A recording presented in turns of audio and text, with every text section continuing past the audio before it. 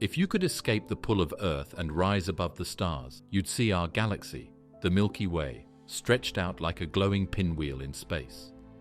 It looks calm, but that illusion hides a galaxy in motion. Inside it, stars are being born and dying. Entire star systems are whipping around at incredible speed.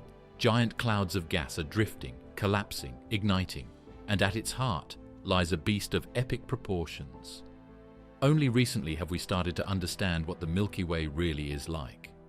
We've mapped its spiral arms and discovered its satellite galaxies, but there's still so much we don't know. In this journey, we'll follow these threads and piece together one of the most epic stories in the universe, the story of our galactic home. Before the Milky Way had a name, ancient eyes on the Galactic River. Long before science gave it a name, long before humanity even understood what stars truly were, there was a band of pale light stretched across the night sky. People everywhere could see it when the nights were clear. It arched overhead like a great path in the heavens. Some saw it as smoke. Others thought it was a river. Many believed it was the trail left by gods or spirits. This was the Milky Way, though no one called it that yet. In those ancient times, people did not think of space the way we do now. They had no tools to measure light or distance. They had no way of knowing that this pale band was made of countless stars. All they had were their eyes, their stories, and their skies. The ancient Greeks, who were among the first to give written names to the stars, saw the Milky Way as a product of myth. One of the most popular legends comes from the tale of the goddess Hera and the infant Heracles. As the story goes, Heracles, born of a mortal woman but fathered by Zeus, was brought to Hera to nurse while she slept. When Hera woke and realized the trick, she pulled away, and her divine milk spilled across the sky, forming the Milky Way. The Greeks called it galaxias kyklos, the Milky Circle. This is the origin of the word galaxy. In ancient China, astronomers kept detailed records of the stars for centuries. They had their own name for the Milky Way, the Silver River. To them, the band of light was a celestial waterway. One of their most beloved stories tied to it is the legend of the Weaver Girl and the cowherd. According to this tale, the two lovers were separated by the Silver River, allowed to meet only once a year when a bridge of magpies formed across the sky. Today, this story is still remembered in the Chiki Festival, sometimes called Chinese Valentine's Day.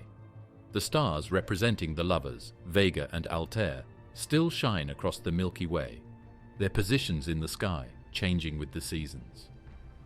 Further west, in what is now the Middle East, ancient Mesopotamians had their own interpretations. In Babylonian culture, the sky was deeply tied to gods and fate. The Milky Way was thought to be the tail of the great sky dragon Tiamat, or sometimes a river used by the gods. Babylonians believed the heavens mirrored the earth, so it made sense that a shining path across the sky might be the reflection of a river below, perhaps their own Tigris or Euphrates carried into the stars. In Africa, traditions varied by region. Among the San people of southern Africa, the Milky Way was seen as the spine of the night. Some stories described it as the dust of travelers, kicked up by people walking along the path to the afterlife. It guided souls to where they needed to go. In parts of West Africa, it was known as the backbone of night, a phrase that would later be used as the title for a modern documentary on astronomy. In Northern Europe, the Norse had stories of their own. The Milky Way may have been seen as a road used by the gods, perhaps the Bifrost Bridge that linked Earth to Asgard. While the Norse myths are better known for their tales of Thor, Odin, and the end of the world, they also describe a world where the sky was full of meaning, and every star had a role in the fate of men and gods alike. Among indigenous peoples of the Americas, the interpretations were often poetic and rooted in the rhythms of nature. The Inca saw the Milky Way not just as a band of stars, but as a place filled with dark shapes, what we now call dark nebulae. These were not empty spaces, but celestial animals, a llama, a fox, a serpent. To the Inca, these forms were real and vital. They watched the dark shapes shift through the seasons, using them as signs for planting, harvest, and ceremony. The Lakota people viewed the Milky Way as the spirit path, a road taken by souls after death. Other Native American groups, such as the Cherokee, had stories that saw the Milky Way as cornmeal scattered by a dog running across the sky. Even in regions where writing had not yet developed, oral traditions kept these ideas alive. The Aboriginal Australians, with some of the world's oldest continuing cultures, had remarkably detailed sky stories. The Yolngu people saw the Milky Way as a canoe carrying ancestral beings. Its shimmering light was the reflection of their fires on the surface of the water. These stories were maps, calendars, and moral lessons, all wrapped in the stars.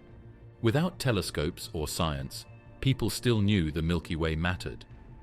They gave it stories and names because it touched something deep inside. Of course, none of these ancient people knew that what they were seeing was the edge-on view of our spiral galaxy. They didn't know that the stars they saw were only a small part of a vast system containing billions of suns. But what they did know, what they could feel, was awe. And from that awe, they built the foundations of wonder, curiosity, and eventually, science. When the stars began to move, the disruption of the geocentric universe. For a long time, people believed the Earth was still, steady, and at the center of everything. The sky, they thought, moved around them. The sun rose and set, the stars circled overhead, and the moon traveled across the heavens. This made sense to the human eye. After all, the ground didn't seem to move. The stars, planets, and the sun appeared to dance around us. It felt right to believe that Earth was the center of the universe. This idea was supported by the most influential thinkers of the ancient world. The Greek philosopher Aristotle believed that the heavens were perfect and unchanging, with Earth fixed in place at the center.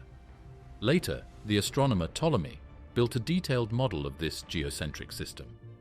In it, the Earth sat still while the planets, sun, moon, and stars spun around it in perfect circles. Ptolemy's system was complicated. It required planets to move in small circles as they orbited in larger ones, known as epicycles, but it seemed to match what people saw in the sky. For over 1,000 years, this model was taught as fact. It shaped the way people thought about the universe, about their place in it, and even about how time worked. The Church in Europe accepted this model too, since it matched certain religious views that placed Earth and humanity at the center of God's creation. Questioning the structure of the heavens was not only seen as foolish, it was dangerous. But then, something began to shift. In the 1500s, a quiet but radical idea started to take form. A Polish mathematician and astronomer named Nicholas Copernicus began to wonder whether Ptolemy's model really made sense. The motions of the planets were too messy under the old system. Some wandered backwards in the sky, something called retrograde motion, and the circles within circles that Ptolemy used to explain this felt forced. What if, Copernicus thought, the problem wasn't with the planets, but with us? He proposed a new model. What if the sun, not the Earth, was at the center of the universe? What if the Earth spun on its axis and moved around the sun once a year? This idea, the heliocentric model, made the backward movement of the planets much easier to understand. It was a simple and elegant idea, but it was also deeply unsettling. Copernicus hesitated to publish his work. He knew it would be controversial. He spent decades perfecting his book on the revolutions of the celestial spheres and only allowed it to be published shortly before his death in 1543. By that time, his health was failing, and he may have never known how much trouble and inspiration his idea would bring. At first, not much changed. Copernicus's book spread quietly, read mostly by other astronomers. Many still clung to the old geocentric system, but among those who read it, something had started to crack. The idea that Earth wasn't the center, that we were just one planet among others orbiting the sun, was slowly taking root. Then came Galileo Galilei. Galileo was born in Italy in 1564. He was curious about the world from a young age. He studied motion, built machines, and tested ideas that others had only talked about. But one invention changed everything for him: the telescope. The telescope had just been invented in the early 1600s, and it didn't take long for Galileo to improve on its design. When he pointed it toward the sky, he saw things no human had ever seen in such detail. He saw craters on the moon. He saw sunspots on the sun. He discovered that Jupiter had moons, 4 of them, that orbited the giant planet. And he saw that Venus went through phases, just like our moon, something that could only be explained if Venus was orbiting the sun. All of these discoveries pointed in one direction. Earth was not at the center. The heavens were not perfect, and the old models could not explain what Galileo was seeing through his lens. He published his findings in 1610 in a short book called Starry Messenger. It caused an uproar. The Church, still deeply tied to the Ptolemaic view, reacted with alarm. Galileo's ideas were seen as a threat to religious authority. In 1616, Copernicus's heliocentric theory was officially labeled heretical. Galileo was warned not to teach or support it, but Galileo did not stop. He continued to write, and in 1632 he published Dialogue concerning the 2 chief world systems. Though it was written as a conversation between 3 characters, the book clearly supported the sun-centered model. The response was swift. Galileo was brought before the Roman Inquisition. He was forced to recant his views and spent the rest of his life under house arrest. But the damage to the old model was done. The telescope had revealed too much. The stars were no longer just distant lights on a black dome. They were something more, perhaps suns in their own right, each far away in a vast darkness. As the years passed, more astronomers built on what Copernicus and Galileo had begun. Johannes Kepler discovered that planets moved in ellipses, not perfect circles. This made the motions of the planets match observations with far greater accuracy. He also found that planets moved faster when they were closer to the Sun, and slower when they were farther away, a discovery that added power to the heliocentric model. Then came Isaac Newton. In the late 1600s, Newton explained why the planets moved the way they did. He described gravity, a force pulling objects together, and showed that the same force that made an apple fall from a tree also kept the moon in orbit. With Newton's laws, the motion of the planets could be predicted. The solar system became a machine that followed rules. But while this explained the motions of planets and moons, it also raised a new question.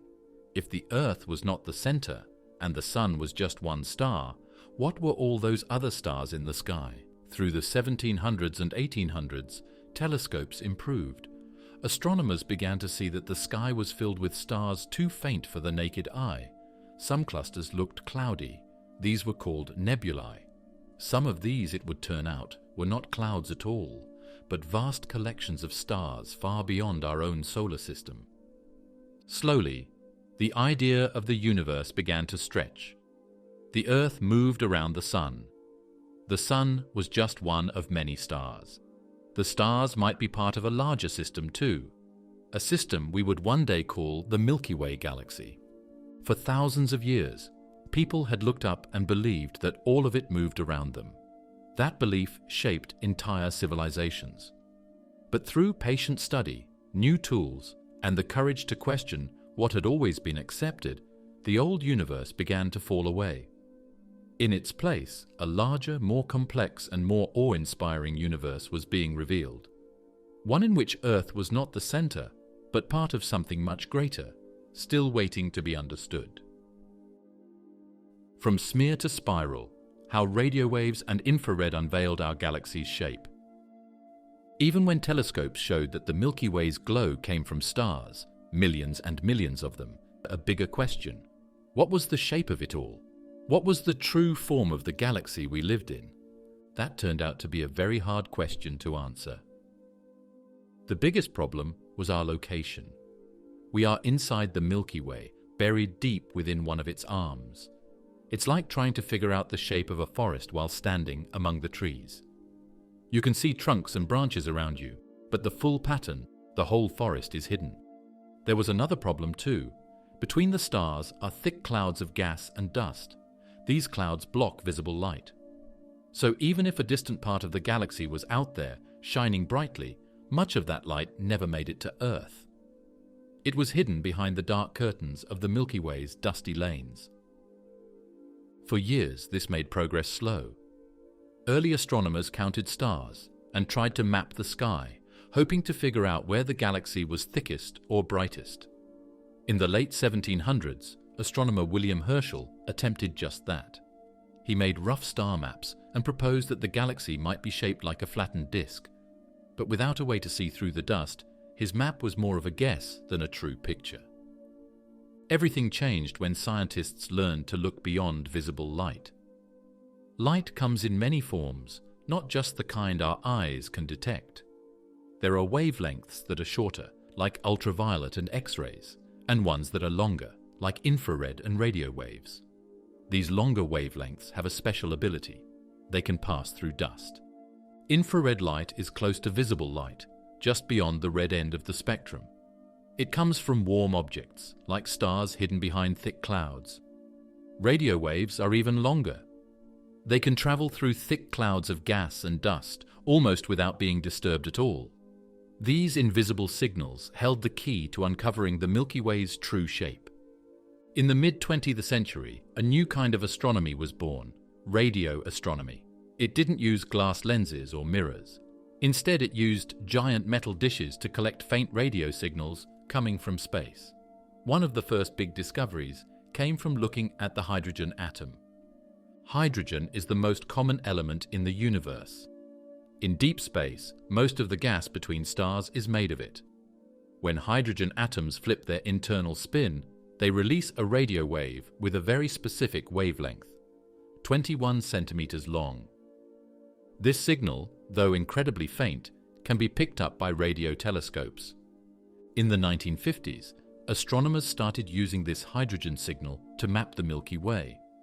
As they listened to the radio waves coming from different directions, they noticed that the hydrogen wasn't spread out evenly.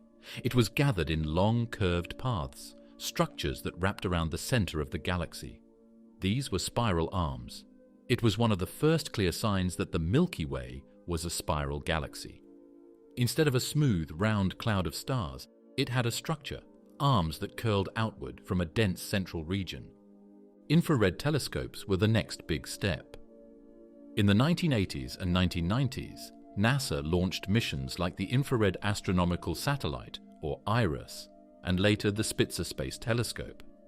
These observatories orbited above Earth's atmosphere, which blocks much of the infrared light from space. Up there, free from atmospheric interference, they could see the heat glow of stars and gas that visible light telescopes could not. With these tools, astronomers were able to peer into the dusty core of the Milky Way for the first time. What they found was a crowded, complex region full of stars and strange structures. At the heart of it all was a bar-shaped cluster of stars stretching through the center. This meant that our galaxy was not just a simple spiral, but a barred spiral, a form seen in many other galaxies across the universe. Infrared and radio maps started to overlap. The data was combined to show the Milky Way in new ways: a thin disk with curved arms, a thick bulge in the middle, and a surrounding halo made of older stars and mysterious dark matter. It was a galaxy much like others, but to us, it was home.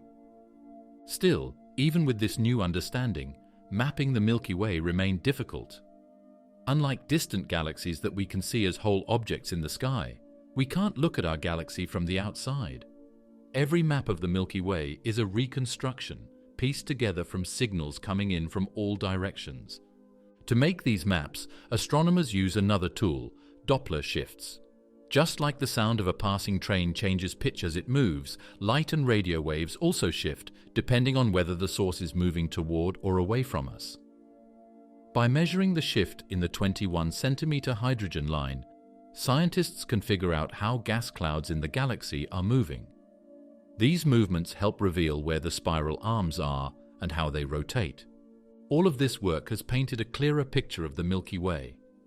We now believe it has 4 main spiral arms, though some are more well-defined than others. Our solar system sits in a smaller branch between two of them, known as the Orion Arm or Orion Spur. From inside, the Milky Way still looks like a streak of stars and dust. But thanks to the patient work of many scientists and engineers, we've pulled back the curtain, and we now know that we live in a majestic, spinning city of stars, with curved arms stretching across hundreds of thousands of light years. Even now, the picture is not complete.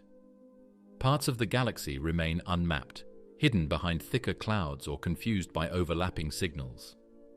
But every year, new instruments and missions continue the work. Space-based observatories, ground-based radio arrays, and detailed computer models are helping to sharpen the view. What once seemed like a hazy trail of stars has become a vast, spiral system. The Milky Way is still revealing itself, piece by piece. And with each new discovery, we are reminded of how far we've come from the days when people thought the stars circled the Earth. Now we know. We are the ones who move, spinning quietly inside a galaxy full of wonders. Finding our address in the cosmos, the solar system's place in a rotating giant. From Earth, the sky looks the same in every direction. The galaxy doesn't come with a map, so scientists had to make one. Back in the 1700s and 1800s, astronomers like William and Caroline Herschel tried to count stars in different parts of the sky. The goal was simple: see if there were more stars in one direction than another. The assumption was that if we were near the center of the galaxy, we'd see a roughly even number of stars in all directions. If we were off to one side, then one part of the sky should be more crowded. Their early maps were a good first try, but they were limited. Still, it was enough to suggest that we weren't in the center of the Milky Way. The star count seemed to cluster more heavily in certain areas, hinting that we weren't anywhere near the middle of it. Later, as telescopes improved and photography came into use, astronomers started looking at special types of stars to help measure distances. One of the most useful was the Cepheid variable star. These stars grow brighter and dimmer in a regular rhythm, and their brightness is tied to how long that rhythm lasts.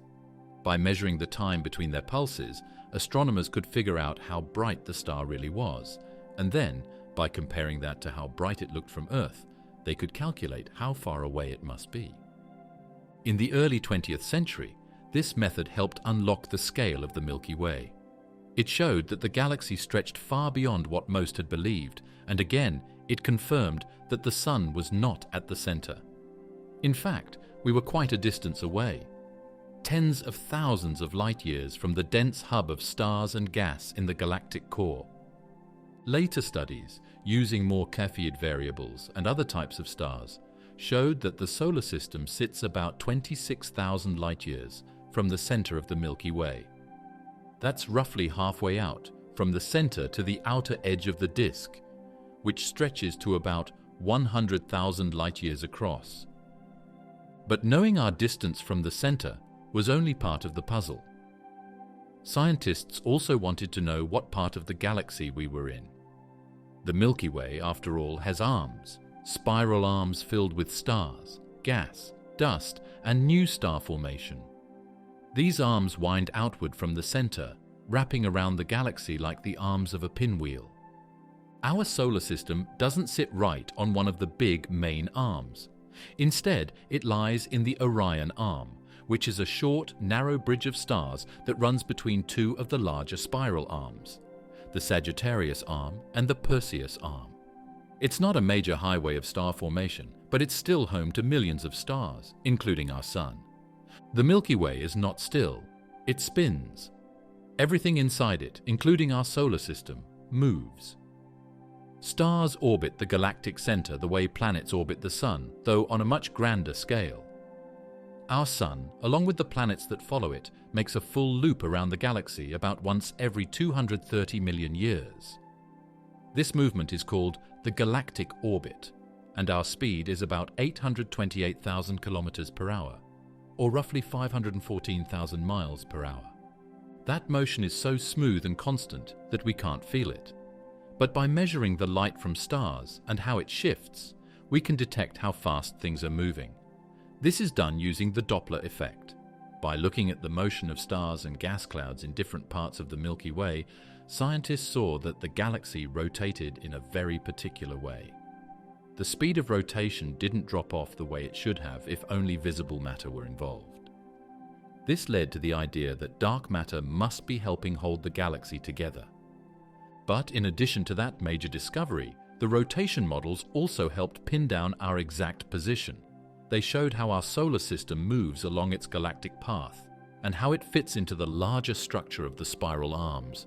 Another tool in finding our place in the galaxy came from pulsars. These are the collapsed remnants of massive stars that exploded as supernovae. Pulsars spin rapidly and emit radio pulses with extreme precision, almost like cosmic clocks. Because each pulsar has a unique pattern, they can be used to measure distances and map locations with great accuracy. Some have compared this to the way GPS works here on Earth. By timing signals from several pulsars, scientists can triangulate positions and check galactic models. As more pulsars were discovered across the Milky Way, they helped confirm the structure of the arms and the motion of objects within them. They added to the growing map that showed where we live, not just our star, but its neighborhood within the spinning disk of the galaxy. Other nearby stars have also helped guide our understanding. For example, stars that are part of the same moving group as the Sun, the so-called local standard of rest, give us clues about how our area of the galaxy behaves. By comparing their speeds and directions, we get a sense of how the solar system fits into the larger traffic flow of stars orbiting the center. Today, thanks to all this work, we can point to a location on a map of the Milky Way and say, there we are. Not at the center, but tucked partway out, in a quiet arm between giants. We orbit with hundreds of billions of other stars, all of them moving through a galaxy that is both familiar and still full of mysteries. Measuring mass in a dark universe. When scientists try to measure how big the Milky Way is, they don't just look at how wide it appears. Instead, they look at how much stuff it contains, how far out its gravitational pull reaches, and how fast things are moving inside it. All of that helps build a more complete picture of the galaxy's true size and shape. But it also brings up a major problem. Most of the Milky Way's mass isn't visible, which makes measuring the galaxy a lot more complicated than it seems at first. The stars, gas, and dust we can see make up just a small portion of the Milky Way's total mass. These visible components form the bright spiral arms, the glowing core, and the scattered star clusters around the edges. If you added up all the light-emitting objects in the galaxy, every star, every planet, every glowing gas cloud, they'd only make up about 10 to 15% of the Milky Way's total mass. The first clues came from watching how stars move. In the early 20th century, astronomers began noticing that stars far from the center of the galaxy were moving much faster than expected. According to the laws of gravity, the farther you get from a central mass, the slower you should move, just like planets in our solar system. Mercury, which is close to the Sun, whips around it quickly. Pluto, far out on the edge, moves much more slowly. That's what physics predicts. But when astronomers tracked stars near the edges of the Milky Way, they weren't slowing down. They were moving almost as fast as stars closer to the center. That didn't make sense, unless something invisible was keeping them moving. Something with mass.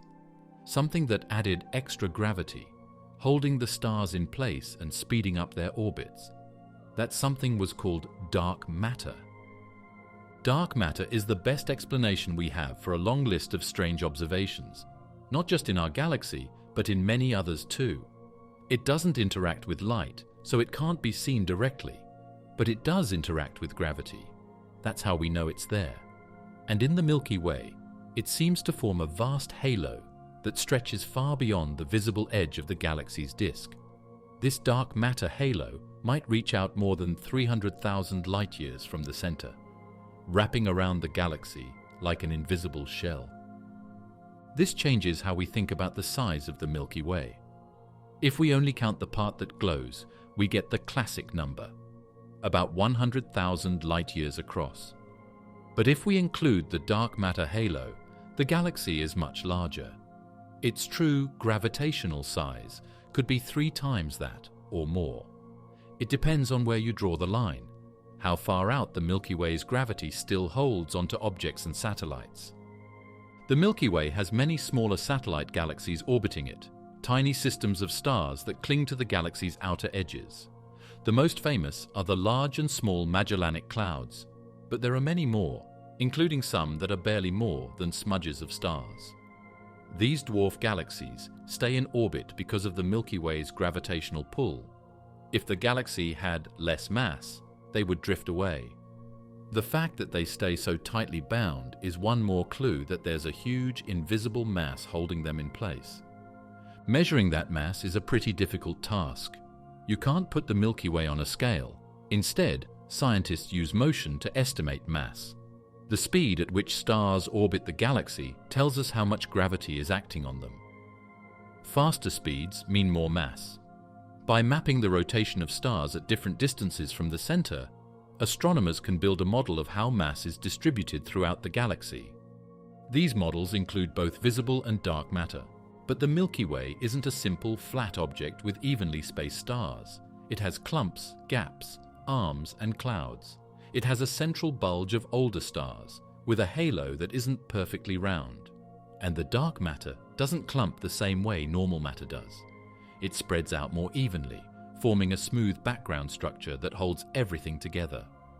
Every estimate, every model is built with gaps that have to be filled using math, theory, and comparison with other galaxies.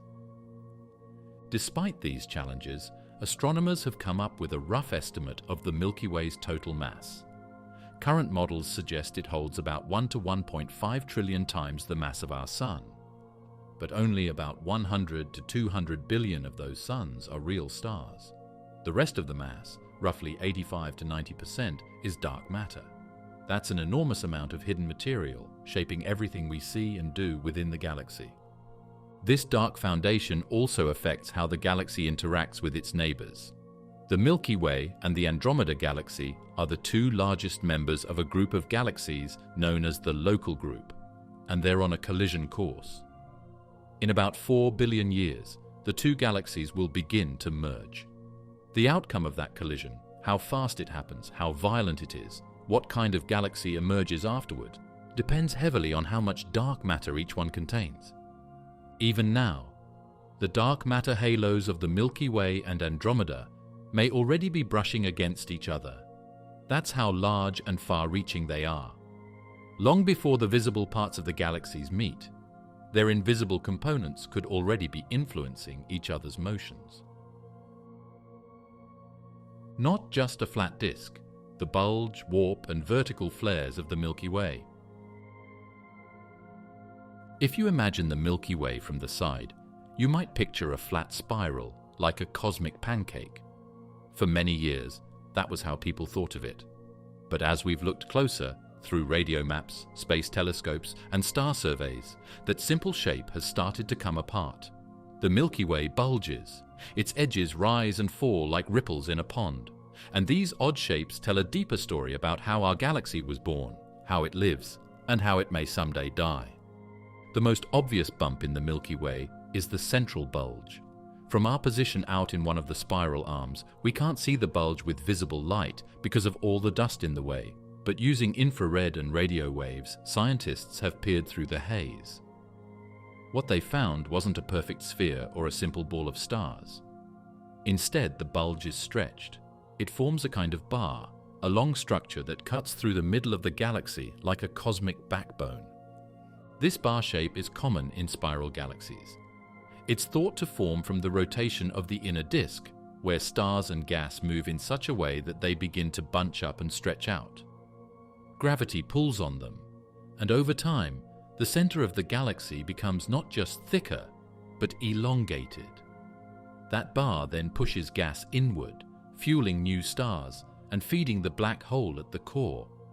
It becomes a kind of engine, driving changes in the center and setting off bursts of activity. Surrounding the bar is a dense population of old red stars. These stars are ancient, some of the oldest in the galaxy. Their presence tells us that the bulge formed early in the galaxy's life. But they're not the only things there. Hidden within the bulge are mysterious clouds of gas, regions where new stars are still being born. It's a place where the past and future of the Milky Way meet. Move away from the center, and the disk of the galaxy starts to do something strange. It bends. The outer parts of the Milky Way are warped, like a record that's been left in the sun too long. One side of the disk curves upward, while the other side dips down. This warp affects the positions and motions of stars and gas far from the center. Astronomers have measured this warp using surveys of hydrogen gas. They've also mapped the positions of stars and noticed the same bending pattern. It's not symmetrical, and it's not smooth. Some parts of the disk bend more than others. Some flare outward, like the edge of a wave just before it breaks. So what causes this? One idea is that the Milky Way's warp is the result of past encounters. Our galaxy hasn't lived a quiet life. It's surrounded by smaller galaxies, many of which have collided with or passed close to the Milky Way. These interactions can pull on the outer parts of the disk, like a hand tugging on the edge of a blanket. Over time, gravity from these passing companions can twist the galaxy's shape, leaving behind warps and waves. One of the most likely suspects is the large Magellanic cloud. It's massive enough to cause a ripple, and some scientists believe it could be shaking the galaxy even now. As it swings around us, its gravity may be pulling on the disk, creating a wobble that ripples outward. Another possible reason is the dark matter halo that surrounds the Milky Way. If the halo isn't perfectly even, if it's lopsided or offset, it could tug on the disk in certain places, causing it to bend and twist. As we move even farther out, the disk doesn't just warp, it flares. That means the farther you go from the center, the thicker the disk becomes. The stars at the edge don't sit in a neat, flat plane. They rise and fall, forming a kind of bowl-like edge around the galaxy. This flaring is most obvious in older stars and in the outermost gas clouds. This pattern isn't fully understood, but it seems to be tied to how the galaxy grew over time. The outer regions are more fragile. They're more easily disturbed by passing galaxies or clumps of dark matter.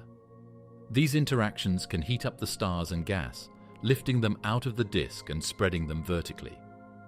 The result is a disk that gets puffier as you move outward, not because it was born that way, but because it's been pushed and pulled throughout its life. There's also the vertical structure of the Milky Way's disk. Not all stars follow a perfectly flat path. Some bounce above and below the plane, moving in wave-like motions. These ripples may come from past mergers, when the Milky Way swallowed smaller galaxies and the shockwaves moved through the disk like tremors. Scientists have seen hints of this in the motions of stars recorded by the Gaia satellite. The stars don't just orbit, they pulse and shift up and down in ways that reflect a past full of collisions. All of these features show that the Milky Way is not a quiet, settled structure.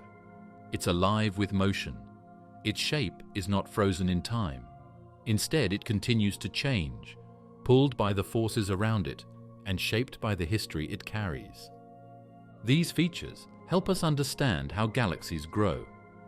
The Milky Way likely started small, built up from clumps of gas and stars pulled together by gravity. Over billions of years, it grew larger by merging with other galaxies, absorbing their stars and their mass. Each merger left a mark, some visible and some hidden in the motions of stars. When we look at the warped edges, the rising and falling waves, and the thickened flares, we're seeing the scars of that long story. The forgotten middle, decoding the boxy bulge, and the X-shaped core. If you tilt your view just right, our galaxy's core looks a bit like the letter X. When infrared telescopes began peeking through the dusty clouds hiding the galactic center, they saw stars packed tightly together in a stretched-out bar shape. But this bar wasn't smooth and spherical. It had edges. It had depth. As data poured in from space telescopes like COBE, and later from surveys like 2MASS and the Vista variables in the Via Lactea, or VVV, astronomers noticed something unusual. When viewed in a certain way, especially from slightly above or below the galactic plane, the central bulge appeared to have 4 arms of starlight stretching outward, an X pattern, bright and distinct.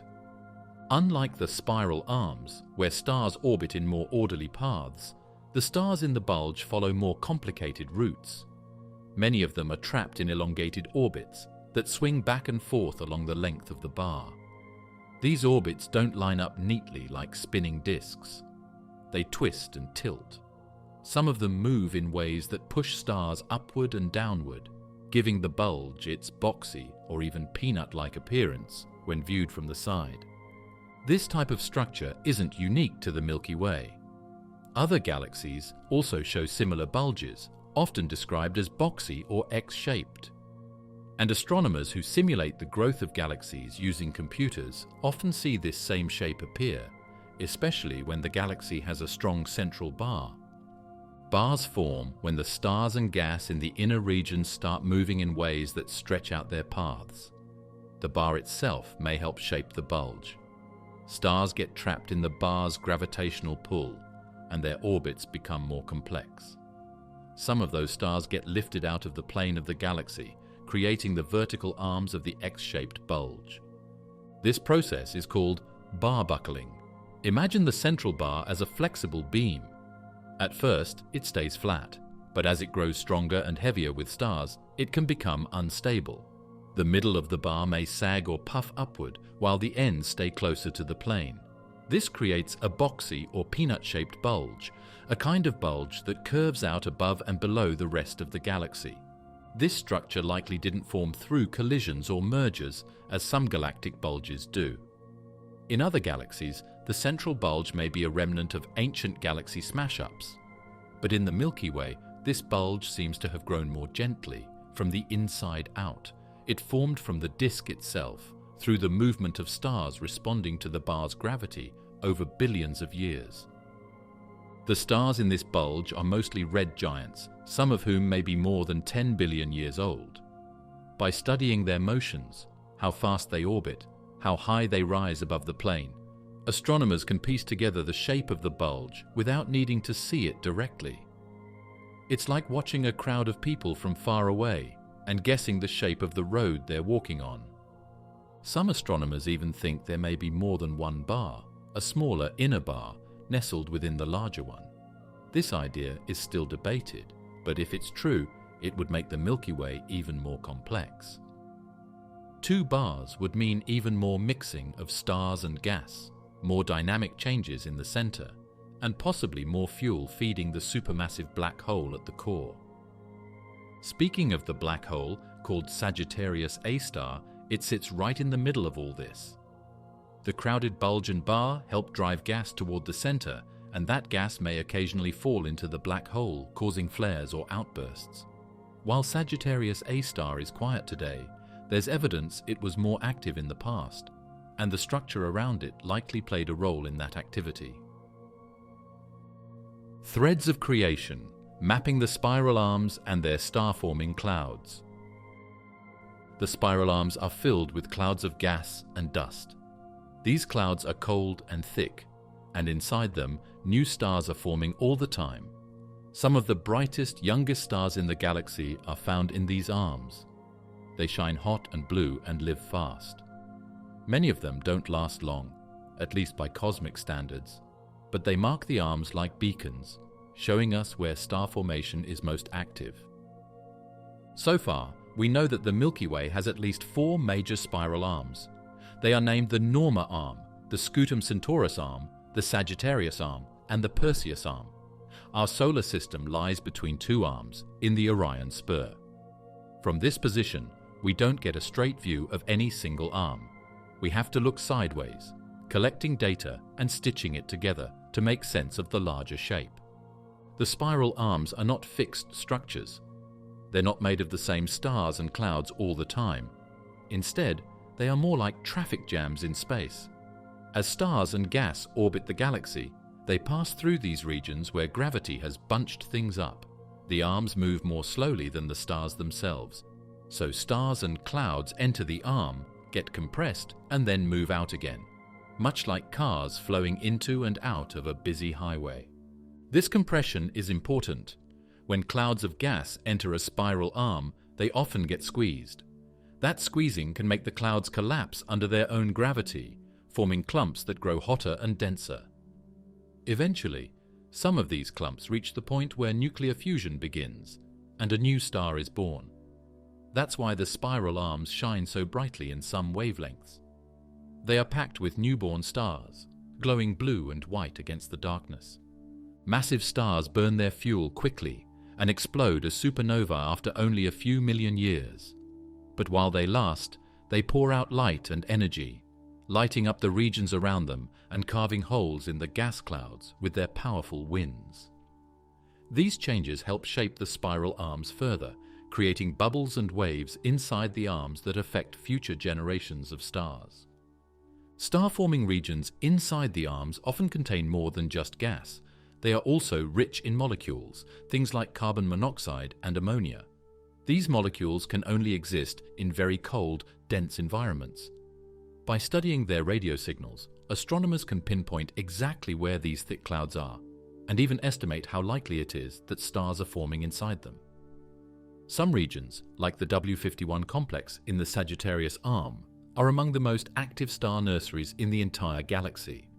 Another major star-forming region is the Carina Sagittarius arm, which contains the Carina Nebula, home to some of the most massive and unstable stars ever found.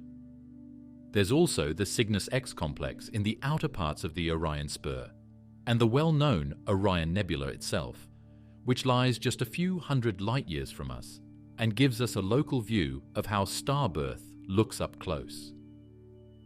Despite all we know, the true shape and layout of the spiral arms is still being debated. Some studies suggest that there are only two strong arms, with the others being less defined. Others argue for a more complex, multi-armed pattern. The confusion comes from our point of view. One way astronomers deal with this is by using a method called parallax. By measuring the slight shift in a star's position as Earth orbits the Sun, they can calculate its distance. Missions like Gaia have taken this technique to a whole new level, giving us precise distances to over 1 billion stars. That data has helped sharpen our map of the Milky Way and given us a better idea of how the arms wind around the center. Spiral arms don't last forever. Over time, the shape of the galaxy changes. The arms can shift, weaken, or even disappear as stars and gas are pulled in different directions. But right now, in this moment of cosmic time, the Milky Way is full of motion. Its arms are alive with energy, and inside them, new stars are constantly being born. Some of those stars will live long, quiet lives. Others will burn brightly and fade quickly. And somewhere in between, solar systems like ours may form. Small islands of stability in the middle of swirling clouds and glowing filaments. The dense star clusters around the galactic center. From our place in the galaxy, we are about 26,000 light-years away from the galactic center. Stars near the center of the galaxy crowd together into tight groups, clusters that shine with a sharp intensity. These clusters are unlike anything in our solar neighborhood. They're dense, some packed with hundreds of thousands of stars in just a few light-years of space. In comparison, the nearest star to our Sun is over 4 light-years away. But in these central clusters, stars can be only a fraction of a light-year apart, orbiting a common center like bees swarming a hive. Among these clusters are some of the most extreme star groups known. One of them, called the Arches cluster, sits just a few dozen light-years from the galactic center. It contains many massive young stars, some more than 100 times the mass of the Sun.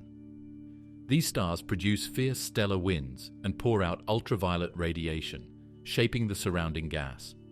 In just a few million years, many will explode as supernovae, blasting their surroundings with energy and scattering heavy elements into space. Nearby is another group, the Quintuplet cluster. It's older, and its stars are beginning to show signs of aging. Some have already reached their final stages, becoming giant stars with strong winds and thick shells of dust. Others may have already gone supernova, leaving behind neutron stars or black holes. The cluster gets its name from 5 unusually bright stars that were first spotted in infrared light, glowing through the dust. Since then, astronomers have found many more stars hiding in the same group. These clusters orbit the center of the galaxy, weaving through clouds of gas, past other stars and around Sagittarius A star. This is the spot that marks the Milky Way's true center. By tracking the motions of individual stars around this region, astronomers noticed that some stars were moving in tight, fast orbits, completing full loops in just a few years. One star in particular, called S2, makes a full trip around the center in about 16 years. During part of its orbit, it comes incredibly close to the core, just 17 light hours away. That's about 3 times the distance from the Sun to Pluto. And yet it flies past at speeds over 4,000 miles per second. No ordinary object could cause this motion. The only explanation that fits is a massive object with intense gravity packed into a very small space. This is where the idea of a supermassive black hole becomes unavoidable. The motion of stars around Sagittarius A star shows that it must contain about 4 million times the mass of the Sun. But it doesn't give off light. It doesn't seem to have a surface. The area around it is one of the most violent and energetic places in the Milky Way. Gas clouds fall in and heat up, creating flares of radiation. Magnetic fields twist and snap.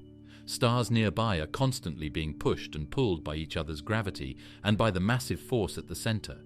It's a chaotic environment, full of motion and heat. Yet somehow, stars and clusters continue to survive there, at least for a time. One mystery is how these star clusters even got there. Some scientists think they may have formed nearby, out of dense gas clouds that collapsed under their own gravity. But others suggest the clusters formed farther out in the galaxy and slowly drifted inward over millions of years. As they moved toward the center, they may have been pulled in by the black hole's gravity, circling it tighter and tighter until they became part of the core's dense swarm. These clusters teach us how stars form in extreme conditions, how they evolve, and how they interact with their surroundings.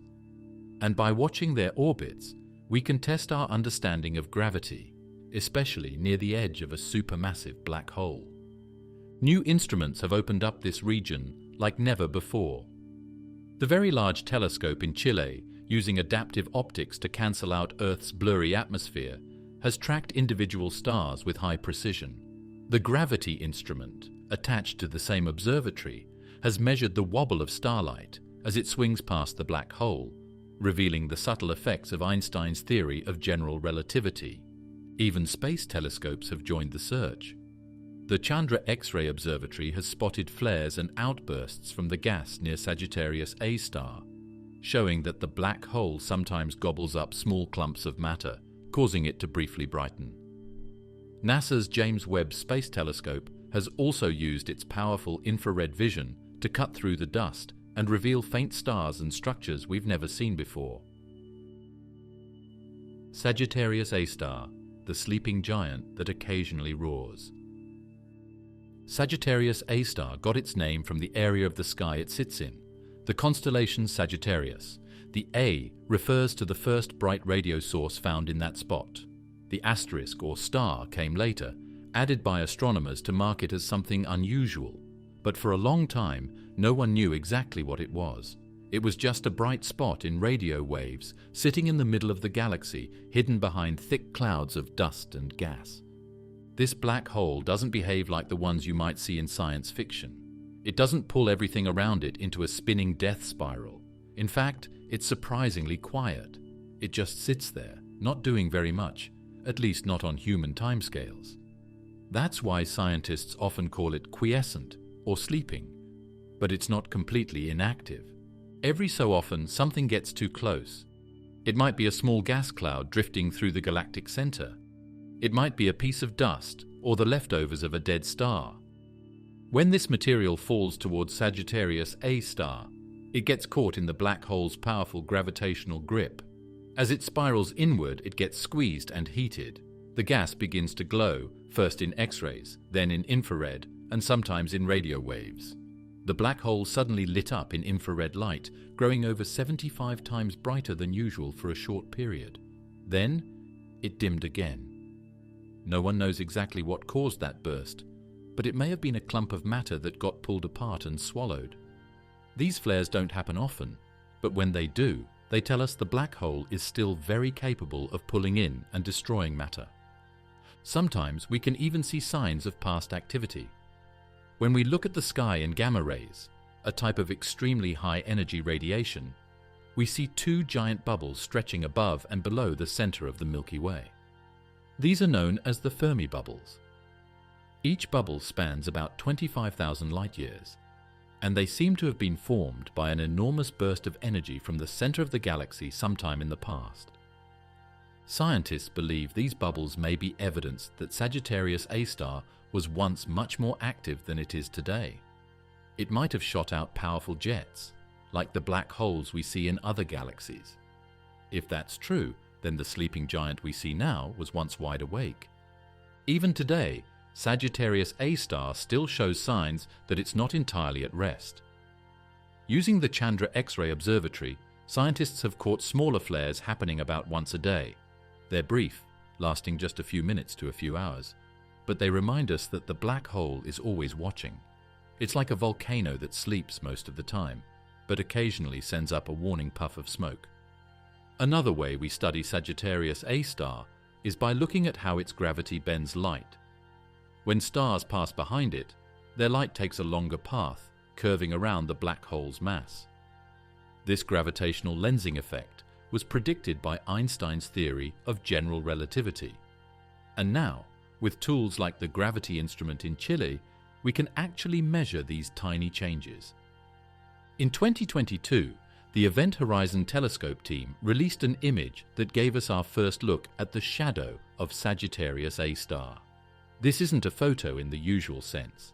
It's a map of radio wave data gathered by telescopes spread across the globe, all working together. The result showed a faint, glowing ring surrounding a dark center. That dark area is the shadow of the black hole where light gets trapped and pulled inward. It confirmed what years of measurements had already told us. The Milky Way has a supermassive black hole at its heart. Galactic weather patterns, the rise and reach of the Fermi bubbles. The Fermi bubbles were first discovered in 2010 by scientists using the Fermi Gamma Ray Space Telescope. This space telescope is designed to detect the most energetic form of light, gamma rays. These rays are so powerful they can pass through entire galaxies without being stopped, and they're usually produced in extreme environments: exploding stars, neutron stars, black holes, and high-energy jets. When the Fermi team looked toward the center of the Milky Way, they expected to find background gamma rays spread out fairly evenly. Instead, they found two massive bubbles extending vertically from the plane of the galaxy. At 25,000 light-years, each one was about the same length as the galaxy is wide from its center to its edges. The bubbles had clear edges, and they glowed evenly across their surface. But no one had seen them before, even though they had probably been there for millions of years. Gamma rays don't reflect or bounce. They go straight. And the only reason we saw them now was because Fermi was finally watching in the right part of the spectrum. So, what caused them? One idea points to Sagittarius A star. It may have once swallowed a large amount of gas or other material, causing it to light up and spit out jets of high-energy particles. These jets may have blasted through the surrounding space, carrying energy far above and below the galactic disk. Over time, that energy may have inflated the gamma-ray bubbles we now see. There are other galaxies where this kind of activity is much more obvious. In some, like Centaurus A or Messier 87, we can see huge jets of matter being ejected from the center. These jets travel close to the speed of light and stretch far into intergalactic space. We don't see jets from Sagittarius A star today, but the Fermi bubbles may be the leftover signature of a time when something like that happened. Another possibility doesn't involve the black hole directly, but focuses instead on a burst of star formation near the center of the galaxy. In that area, there are dense clouds of gas, and sometimes these clouds collapse all at once, forming clusters of massive stars. A few million years later, these stars explode, sending shock waves out into space. If enough of these explosions happen close together, they can form something called a superbubble. This is a giant cavity in the interstellar medium filled with high-energy particles. If one of these superbubbles breaks out of the disk of the galaxy, it can rise like steam from boiling water. In this case, the Fermi bubbles would be the remains of such an event. A wave of star formation may have produced thousands of supernovae near the center of the Milky Way. The energy from those explosions could have pushed hot gas and cosmic rays into the halo of the galaxy, forming the giant structures we now detect in gamma rays. There's a chance that both explanations are partly correct. The bubbles may have formed from a combination of black hole activity and intense star formation. That would make sense, because both processes can happen at the same time in a galaxy's core. When gas falls into the center, it can feed the black hole, but it can also collapse into new stars. These young, massive stars can explode while the black hole blasts out its own energy. Together, they create winds powerful enough to punch holes in the galaxy. Whatever their cause, the Fermi bubbles are not just sitting there quietly. Scientists have been studying them in other wavelengths too: radio, microwave, and X-ray light. What they've found is that the bubbles are filled with charged particles moving at near-light speeds.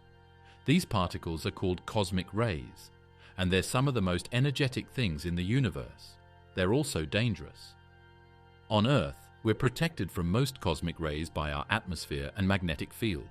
But in space, especially near features like these bubbles, cosmic rays can change the structure of matter and heat up surrounding gas. Interestingly, researchers have found smaller, sharper features within the Fermi bubbles. Near the base, there's a thin, bright structure known as the gamma ray cocoon. It may be where energy is still flowing upward, even now. There are also hints of loops and ridges, suggesting that magnetic fields may be shaping the bubbles as they rise. Magnetic fields in galaxies are hard to study, but they can steer particles and trap energy in specific patterns. This might explain why the Fermi bubbles have such clear edges rather than fading gradually into the background. Another strange detail is how symmetric the bubbles are. They stretch almost exactly the same distance above and below the galactic plane. This kind of balance doesn't happen by accident. It means that whatever caused them was centered right at the galaxy's heart and acted in both directions equally. That again points towards something like a black hole flare or a major starburst, rather than a random event or external source. There's some evidence that these bubbles may be older than they look. Some models suggest they were formed around 6 to 10 million years ago. Others propose a more recent outburst, just 1 or 2 million years back. The fact that we're seeing them at all is a rare and lucky chance. Millions of years from now, they may fade away completely as the energy inside them spreads out into space. The Fermi bubbles show that galaxies aren't just flat islands of stars. They have halos, winds, shocks, and flows. They breathe. Energy moves through them in waves, carried by cosmic rays and shaped by magnetic fields.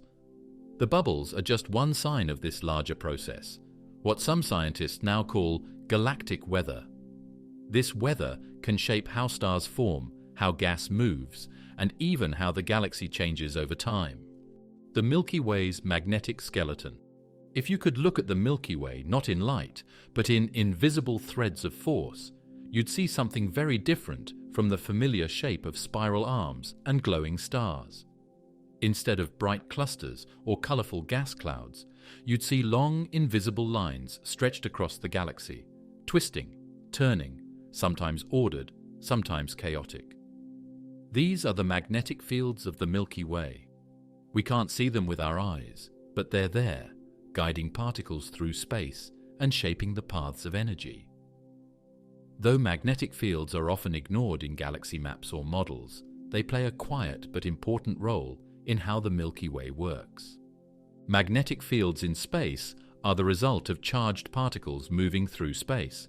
When gas in the galaxy moves, or when stars explode and send out waves of material, those motions can twist and stretch magnetic lines. Over time, These fields grow and organize into patterns that stretch across thousands of light years. We first learned about these magnetic fields by looking at something called polarized light. When light passes through space, it can interact with dust grains or gas clouds that are aligned by magnetic fields. This interaction causes the light to vibrate in a particular direction, what we call polarization. By studying this polarization, scientists can figure out the direction and shape of the magnetic fields the light passed through. In other cases, radio waves from distant sources get bent or twisted as they move through magnetized material, a process called Faraday rotation. Measuring how much these waves get rotated tells us how strong the field is and how it's oriented. Using these tools, scientists have started to map out the magnetic field of the Milky Way. What they've found is both surprising and complicated. Across the disk of the galaxy, the magnetic field lines seem to follow the spiral arms. They wrap around the Milky Way in large loops, moving roughly in the same direction as the stars and gas. This suggests that the magnetic field is organized on a very large scale, something we call a coherent field. But it's not perfect. There are regions where the field suddenly flips direction, like a ribbon that's been twisted. These flips may be caused by supernova explosions, turbulent gas flows, or past interactions with other galaxies. Above and below the disk, the magnetic field takes on a different shape. It stretches out into the halo of the galaxy, forming tall, arching loops. These loops may be connected to the Fermi bubbles or other energetic events near the galactic center. Some of these field lines reach tens of thousands of light years into space. They may even connect to intergalactic magnetic fields, vast webs of force that link galaxies across the universe. While magnetic fields don't have mass, they do have pressure. They can push against gas clouds, slow down moving particles, and guide the paths of cosmic rays. This becomes very important when we think about how stars are born. In many cases, stars form inside cold, dense clouds of gas, but those clouds don't always collapse on their own. Magnetic pressure can hold them up, resisting gravity. Only when the magnetic field weakens, or when something disturbs the cloud, does it finally collapse into a star. So, in a way, magnetic fields can delay or control the timing of star formation. Young stars often send out strong winds of charged particles. These winds interact with nearby magnetic fields, creating bubbles and waves. In clusters where many stars form together, the combined effects of winds, magnetic fields, and radiation can reshape entire regions of space. They can even carve out cavities in the galactic disk, creating tunnels or chimneys where gas and energy escape into the halo. Another area where magnetic fields matter is in the movement of cosmic rays. These high-speed particles travel through the galaxy, bouncing off magnetic fields like balls in a pinball machine. Instead of moving in straight lines, they spiral and curve, trapped by the magnetic structure. This slows them down and spreads them out, creating a background of radiation that fills the Milky Way. Without magnetic fields, cosmic rays would move much more freely and would pose an even greater danger to anything in their path.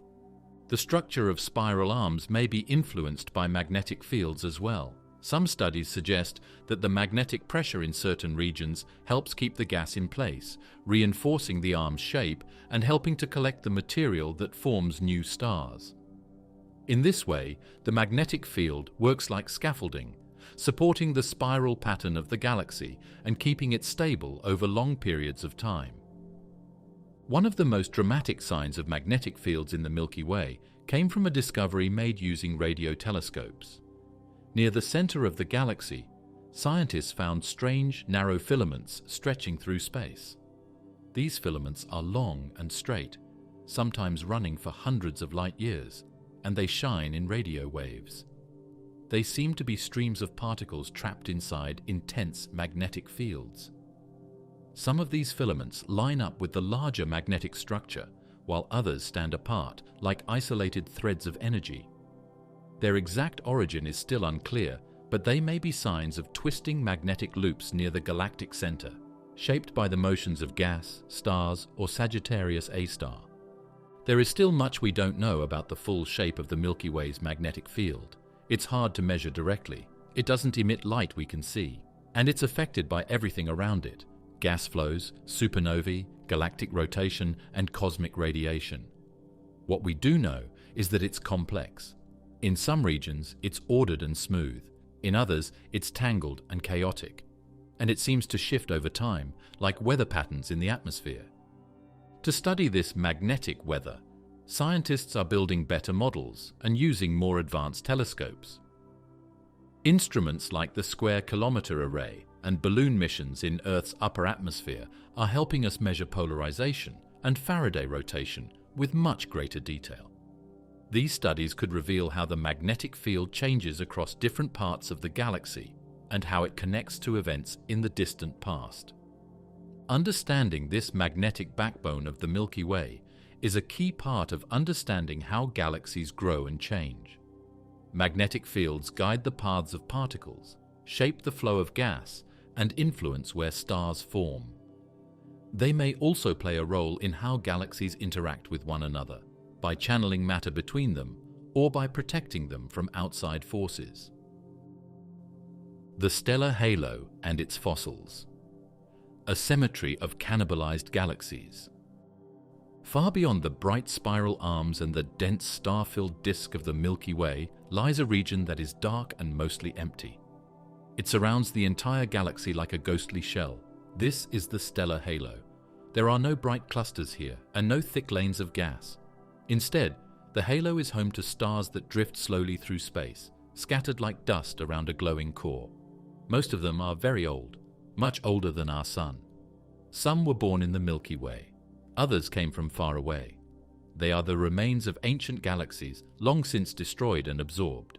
In a way, the halo is a kind of cosmic graveyard, where the past of the Milky Way drifts in silence. These stars move in long, looping paths around the center of the galaxy. Unlike the stars in the disk, which all rotate in roughly the same direction, the halo stars can move in any direction. Some even orbit backward compared to the rest of the Milky Way. Their paths are wide and slow, sometimes taking billions of years to complete a single orbit. This strange motion is one of the clues that these stars didn't form in the disk. Instead, they were added to the Milky Way later, pulled in by gravity, stripped from smaller galaxies that wandered too close. Over time, the Milky Way has grown by eating its neighbors. This process is called galactic cannibalism. When a smaller galaxy drifts near a larger one, its stars begin to stretch out. The outer stars are pulled away first, like sand slipping from a weak grip. Then the rest of the galaxy begins to fall apart. The stars spread out into long streams, pulled by the Milky Way's gravity. These streams wrap around the galaxy in slow arcs, sometimes forming full loops. Eventually, the stars blend into the halo, becoming part of the Milky Way's extended structure. Some of these streams can still be seen today. They look like faint trails of stars, curved and stretched across the sky. One of the best-known examples is the Sagittarius stream. It came from a small galaxy called the Sagittarius dwarf spheroidal galaxy. Long ago, this galaxy passed near the Milky Way and began to fall apart. Over time, its stars were drawn out into a looping stream. Now, parts of that stream wrap all the way around the galaxy. Some of the original galaxy is still visible, though it's much smaller than it once was. What remains is slowly being torn apart with each passing orbit. By studying the stars in these streams, scientists can trace the history of the Milky Way's growth. Each stream tells a story: when the galaxy was captured, how it fell apart, and where its stars ended up. The chemical makeup of the stars can also reveal where they came from. Stars born in other galaxies often have slightly different amounts of certain elements compared to stars born in the Milky Way. By measuring the light from these stars, scientists can figure out what those stars are made of, and that helps them tell native stars apart from visitors. In many cases, the stars from these old galaxies are very poor in metals. In astronomy, metals means any element heavier than hydrogen or helium. That includes things like carbon, oxygen, and iron. Young stars tend to have more of these elements because they form from gas that has been enriched by previous generations of stars. But stars in the halo, especially the ones from ancient galaxies, often have much less. Some are so metal poor that they are thought to be among the oldest stars in the universe, possibly formed not long after the first galaxies began to take shape. These old stars act like fossils. They hold clues to a time when the universe was still young, when galaxies were smaller, and when the Milky Way was still growing. By looking at them closely, scientists can learn about the conditions of the early universe, what kinds of stars existed, how galaxies formed, and how matter moved through space. Some of the stars in the halo may even come from galaxies that no longer exist anywhere else. The halo is like a museum of galactic history, full of broken pieces from long-forgotten places. But not all the halo stars come from other galaxies. Some were likely born in the Milky Way itself, especially in the very early days, before the disk had fully formed. These stars are also very old, and their orbits are just as strange as the others. Over time, the Milky Way's gravity may have stirred them up, pushing them into the halo, or they may have been kicked out of the disk during collisions or violent events. In either case, they now share space with the debris of cannibalized galaxies, all drifting slowly through the outer reaches of the Milky Way. The halo also contains globular clusters, dense, round groups of stars that orbit the galaxy like satellites. These clusters are also very old, some dating back nearly to the beginning of the universe. Some globular clusters may have once belonged to other galaxies, captured during the same process that brought in their host stars. Others may have formed in the Milky Way. Either way, they act like anchor points in the halo, moving along wide orbits and marking the edges of the galaxy's reach. Even though the halo is very large, stretching hundreds of thousands of light-years in every direction, it holds only a small fraction of the Milky Way's total mass. The halo is the main place where this dark matter lives. It holds the galaxy together. So, while the halo may look empty, it's actually the place that keeps the entire Milky Way from breaking apart. Studying the halo is difficult. The stars are far away and very faint.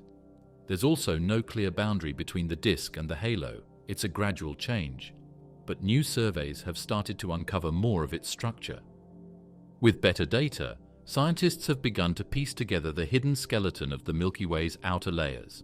They've found new streams, discovered faint dwarf galaxies caught in the act of falling apart, and even mapped the motion of stars in 3 dimensions. Each new finding adds another piece to the story of how the Milky Way came to be what it is today. And even now, the process isn't finished. The Milky Way continues to absorb smaller galaxies. The large Magellanic Cloud is already affecting the Milky Way's halo, stirring up the dark matter and leaving ripples in the outer structure. In the far future, even larger events may reshape the halo once again, especially when the Milky Way collides with Andromeda. When that happens, the halo will become a storm of stars, streams, and shattered galaxies, all mixing together into something new. But until then, the stars of the halo remain where they are, moving slowly, quietly, in long paths around the galaxy. The tidal struggles of the Magellanic Clouds. Out beyond the familiar arms of the Milky Way are 2 bright spots in the night sky. They look like faint smudges to the naked eye, especially from the southern hemisphere. But they are full galaxies, the large Magellanic Cloud and the small Magellanic Cloud. These 2 dwarf galaxies are the Milky Way's closest companions, and for millions of years, they've been caught in a slow, twisting dance with our own galaxy. The Large Magellanic Cloud, or LMC, is the bigger of the 2. It's about 160,000 light-years away, close in galactic terms. It has a warped disk shape, full of gas, dust, and bright young stars. The Small Magellanic Cloud, or SMC, sits a bit farther away, about 200,000 light-years, and is more irregular in shape, less structured, more chaotic. Both galaxies are connected not just by proximity, but by history. They seem to be in a bound orbit with each other, and together they move as a pair around the Milky Way. Their path is a long, looping trail that carries them through the edge of our galaxy's gravitational pull. As they move, the gravity from the Milky Way pulls on them. This force doesn't just keep them in orbit, it affects their shapes, their stars, and even their ability to hold on to gas. Over time, gravity stretches and bends them. It draws out long tails of gas and stars, like threads pulled from a piece of cloth. Some of that material is left behind, forming faint bridges and trails between the two clouds and back toward the Milky Way. One of the most dramatic results of this interaction is the Magellanic Stream. This is a long, narrow trail of gas that stretches behind the two dwarf galaxies as they orbit. It's made up mostly of hydrogen gas, stripped from the galaxies by the pull of gravity. The stream stretches across a huge part of the sky, nearly halfway around the celestial sphere. It's invisible to the naked eye, but radio telescopes can see it clearly. It tells a story of loss, showing how the Magellanic Clouds have been slowly shedding their material as they move through space. The Magellanic Stream may also be feeding the Milky Way. As the gas in the stream drifts toward the galaxy's outer disk, it may eventually fall in and trigger new star formation. This could explain some of the strange patterns seen in the outer regions of the Milky Way, areas where starbirth seems to flare up without a clear reason. If gas from the Magellanic Clouds is falling in, it could act like fuel, reigniting parts of the Milky Way's outer arms. Another curious structure connected to these galaxies is the leading arm. This is a stream of gas that appears to shoot ahead of the Magellanic Clouds, instead of trailing behind them like the Magellanic Stream. It's less massive and harder to see, but it may be an early sign of how the clouds interact with the Milky Way's own halo. Together, the stream and the leading arm show that this is not a simple orbit, it's a messy, dynamic interaction. The Milky Way isn't a passive host. It's reacting to the presence of these two satellites. It pulls on them, but it also responds as they pass by, sometimes with star formation, sometimes with shifts in the structure of the disk itself. Within the Magellanic Clouds, especially in the LMC, star formation is strong. Massive regions like the Tarantula Nebula are among the most active stellar nurseries in the local universe. These bright, energetic zones are fueled in part by the motion and compression of gas as the galaxies interact with each other and with the Milky Way. Colliding flows of gas create pressure. That pressure triggers new stars. So even as gravity pulls the galaxies apart, it also sparks creation within them. There's evidence that the LMC has more mass than previously thought. Some estimates now suggest it might be 10 times heavier than earlier models predicted. If true, this changes the balance of the gravitational dance. The LMC wouldn't just be a small companion following the Milky Way, it would be a strong partner, exerting its own pull on the larger galaxy.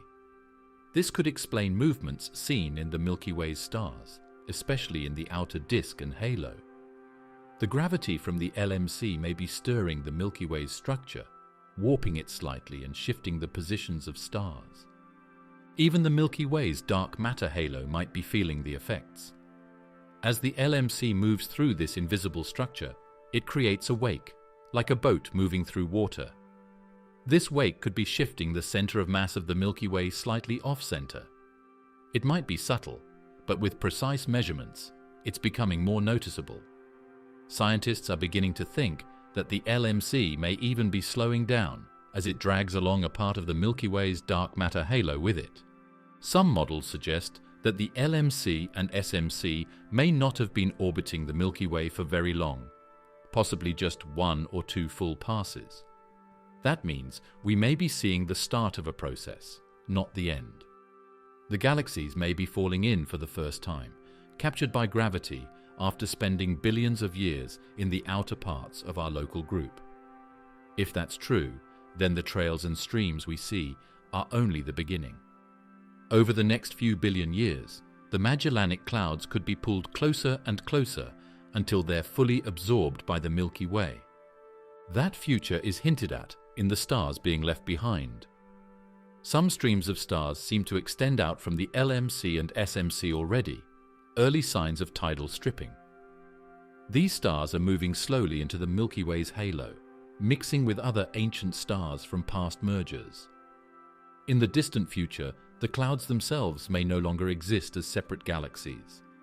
They'll become part of the Milky Way, their stars scattered across the sky, their identities faded into the larger whole. The Sagittarius dwarf galaxy, a slow collision that's still happening. The Sagittarius dwarf is a faint, spheroidal galaxy.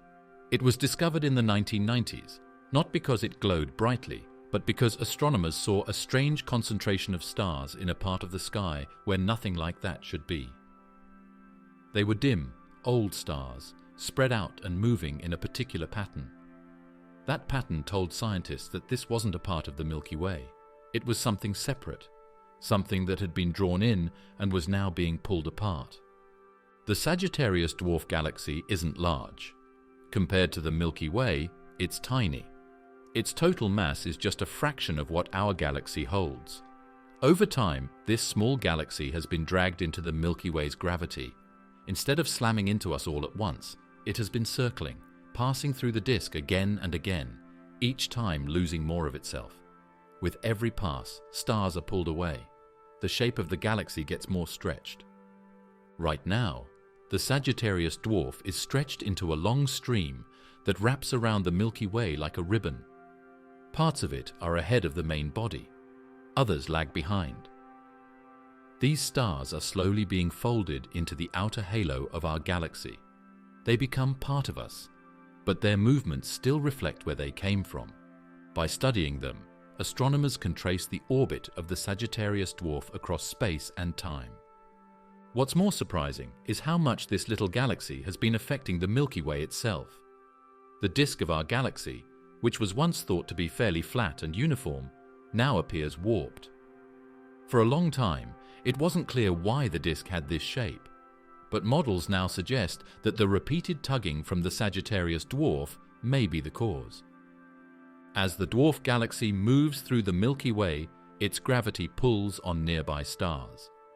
That pull might not seem strong at first, but over millions of years, it adds up. Each pass through the disk creates ripples. These ripples travel through the stars, shifting their positions, changing their orbits. It's not a violent collision like the kind seen in galaxy mergers. It's subtle, slow, and ongoing, and yet, it's powerful enough to bend an entire galaxy. When the Sagittarius dwarf passed through the Milky Way's disk, it may have compressed clouds of gas. That compression, even if slight, could push those clouds past a tipping point, leading to the birth of new stars. The timing of some of these bursts seems to line up with what we know about the dwarf's orbit. If this is true, then the collision hasn't just shaped the outer structure of the galaxy. It may have changed its inner life as well.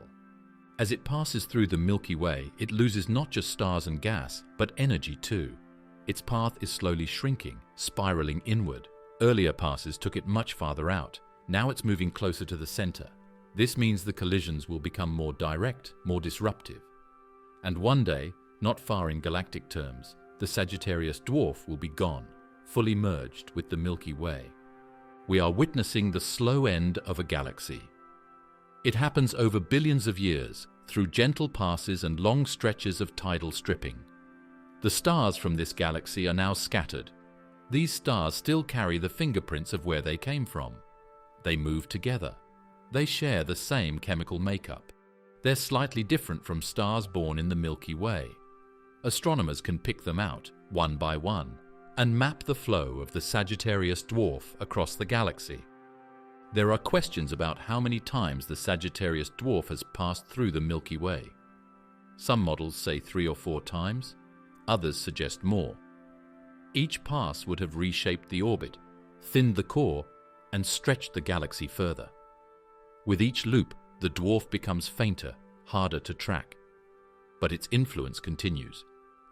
Like a boat carving a path through water, the dwarf's movement leaves waves that keep moving long after the boat is gone.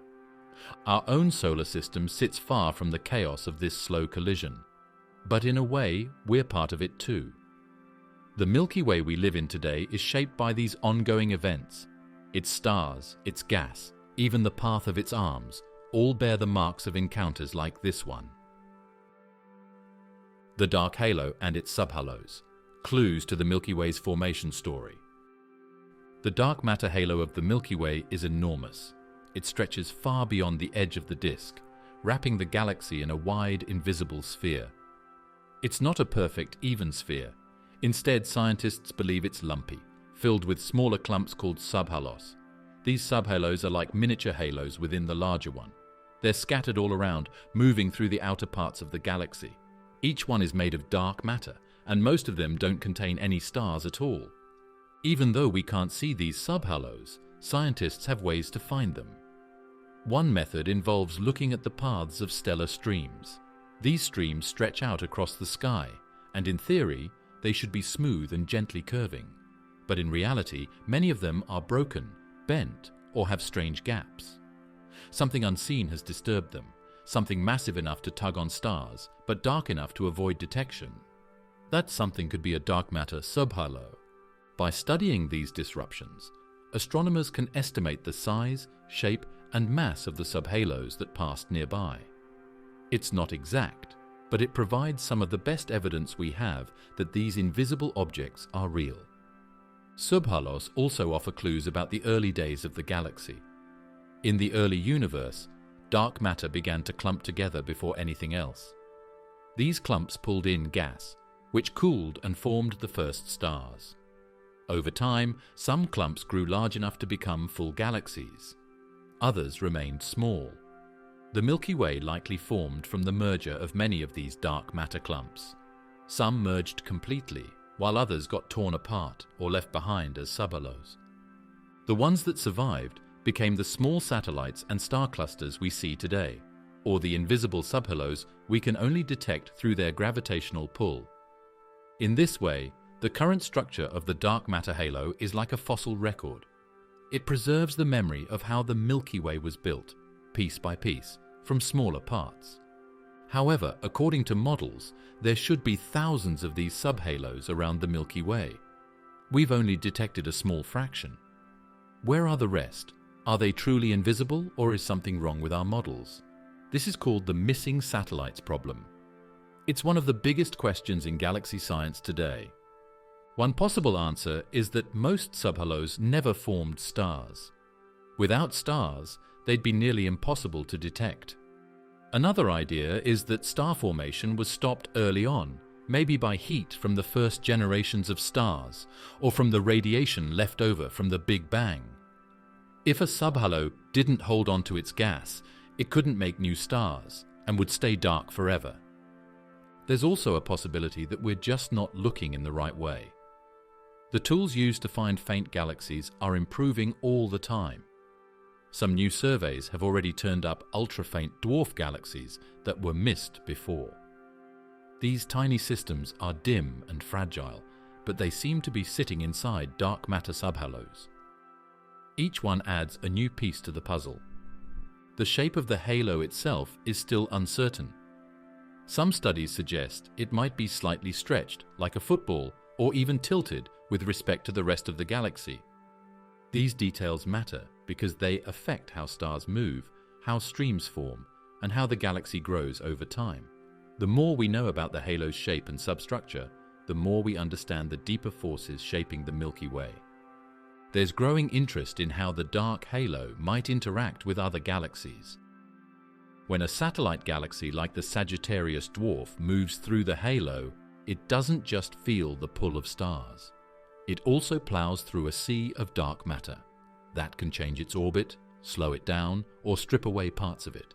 At the same time, the satellite can also stir up the dark halo, causing ripples and waves that take millions of years to settle.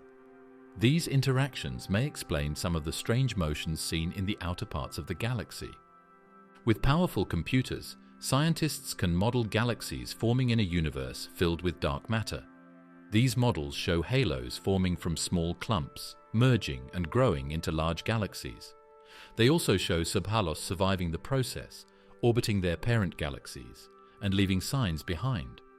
By comparing these models to what we see in the sky, we can test whether our understanding of dark matter is correct, or whether something deeper is going on.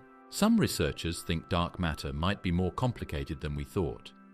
Maybe it interacts with itself, or maybe it behaves differently on small scales. If that's true, it could change how subhalos form and evolve. That's one reason the study of the Milky Way's halo is so important. It could alter our understanding about the nature of matter.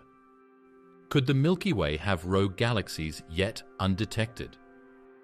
The number of satellites around the Milky Way has steadily gone up over time, not because new ones are forming, but because we're getting better at finding them.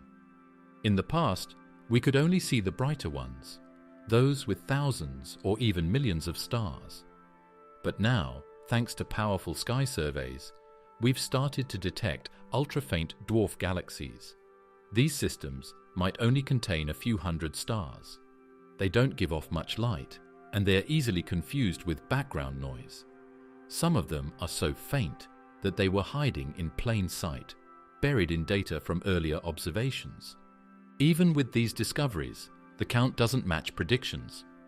Based on simulations of how galaxies form in a universe filled with dark matter, there should be hundreds of satellite galaxies orbiting the Milky Way. Yet we've only found a few dozen. This mismatch raises questions. Are the missing galaxies really there? If so, why haven't we seen them? One reason could be simple. We're not looking in the right places. Much of the Milky Way is obscured by its own disk. The central band of the galaxy is called the zone of avoidance, not because galaxies avoid it, but because we have a hard time seeing through it. Astronomers have ways of peeking through the dust, and a few new objects have been spotted as a result. But even this method has its limits. If a satellite is truly dark, meaning it has few or no stars, it might not show up at all. That leads to the possibility that some of the missing galaxies might be made almost entirely of dark matter. Without stars, they wouldn't give off any light, but they'd still tug on nearby stars, disturb gas clouds, or warp the paths of stellar streams. If we look closely at these subtle effects, we might be able to detect the presence of a hidden satellite. If a dark satellite galaxy passes in front of a distant object, it can distort the light from that object, creating a small but detectable signal. So far, most gravitational lensing studies have focused on larger systems, like massive clusters of galaxies. But newer instruments and techniques are making it possible to apply this method on smaller scales. Other clues might come from the stars themselves. Some stars in the Milky Way's halo, the outer region of the galaxy, appear to be grouped in strange ways. Their movements suggest that they came from the same place, as if they were once part of a single structure. In some cases, that structure might have been a star cluster. In others, it could have been a small galaxy.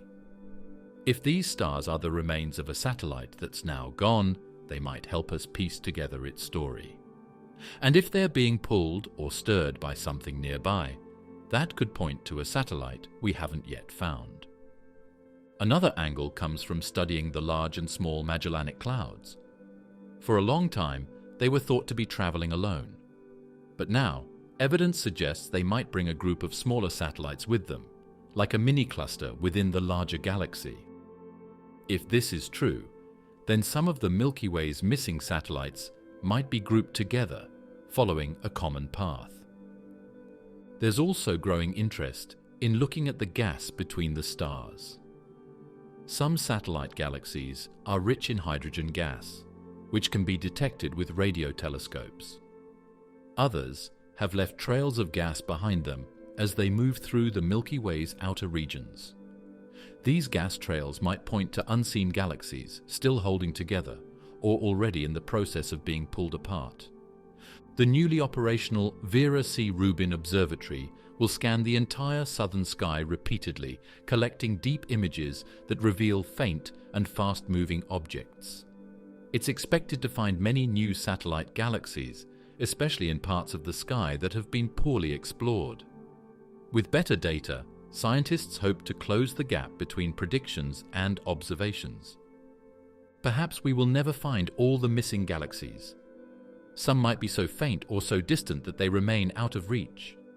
Others might have merged completely with the Milky Way, their stars scattered beyond recognition, and a few might be so dark that only their gravity gives them away.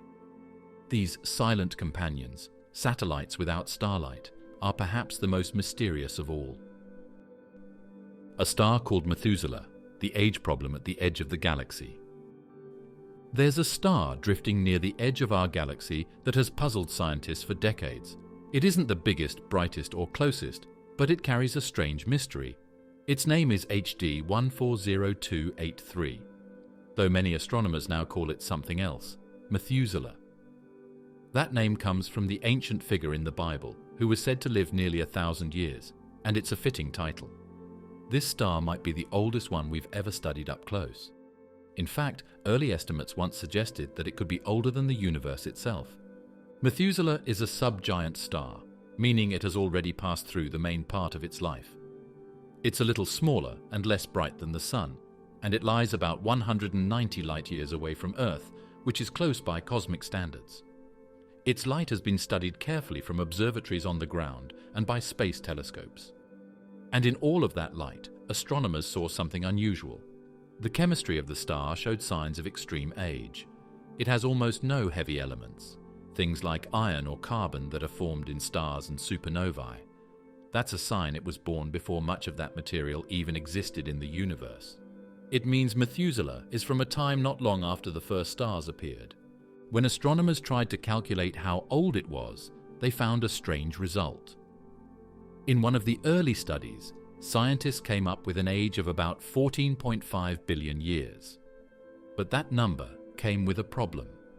The universe itself, based on data from the cosmic microwave background and the expansion rate of space, is about 13.8 billion years old.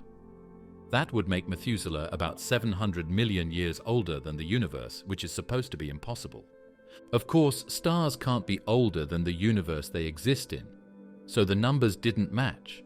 Something had to be wrong, either the method of measuring the star's age or our understanding of the universe's timeline. To figure it out, astronomers had to look closely at how they estimate a star's age in the first place. For a star like Methuselah, they use a combination of clues. Its brightness, color, distance, motion, and the amount of heavy elements in its atmosphere all come into play. These things tell scientists what kind of star it is, how it burns its fuel, and where it fits on the long timeline of stellar evolution. But each one of those measurements comes with uncertainty. A small change in any of them, a slightly different estimate of its distance, or a shift in the models used to predict stellar behavior, can make a big difference in the final age. Later studies tried to improve the measurements. With the help of the Hubble Space Telescope, astronomers were able to get a better reading of the star's parallax. That gave a more accurate distance, and from that, a better idea of its true brightness. They also refined the models used to simulate how stars like Methuselah age, and how long they stay in different stages. When all of these updates were combined, the age of Methuselah dropped slightly. It came down to around 13.0 to 13.2 billion years, which is still very old, but now just barely within the age of the universe. Even with this correction, Methuselah remains one of the oldest known stars. Its very existence tells us that stars were forming very early in the universe's history. This particular star probably formed just a few 100 million years after the Big Bang, when the first generations of stars and galaxies were just starting to come together. It's positioned in the galactic halo. Halo stars tend to be old, metal-poor, and on strange, looping orbits. Methuselah follows a long, elliptical path that takes it far above and below the disk. This kind of orbit is usually a sign that the star didn't form in the Milky Way at all. It might have come from a smaller galaxy that was torn apart long ago, with its stars flung into wide, slow-moving orbits. That idea fits with what we now understand about how the Milky Way grew. Methuselah could be a stolen star, carrying with it the memory of a galaxy that no longer exists, its structure broken, its stars scattered. The unusual age estimate, though mostly resolved, still raises questions. What if there are other stars out there with similar features? What if some of our methods for measuring star ages are still missing something? The case of Methuselah shows how small errors in data or models can lead to big surprises. And it reminds astronomers that even things we think we understand, like how old the universe is, must be tested over and over with better tools and more detailed observations. There's something striking about the idea that a single star can challenge the story of the universe. That a small, quiet sun drifting at the edge of our galaxy could cause scientists to recheck their measurements, revise their models, and look deeper into the early cosmos. It may not be older than the universe, but it still belongs to a time so distant that we can barely imagine it. In its long journey through space, it has outlasted worlds, survived collisions, and witnessed the building of the Milky Way. It is, in every sense, a relic of the beginning. TRAPPIST-1 and other stellar families, where might life be hiding?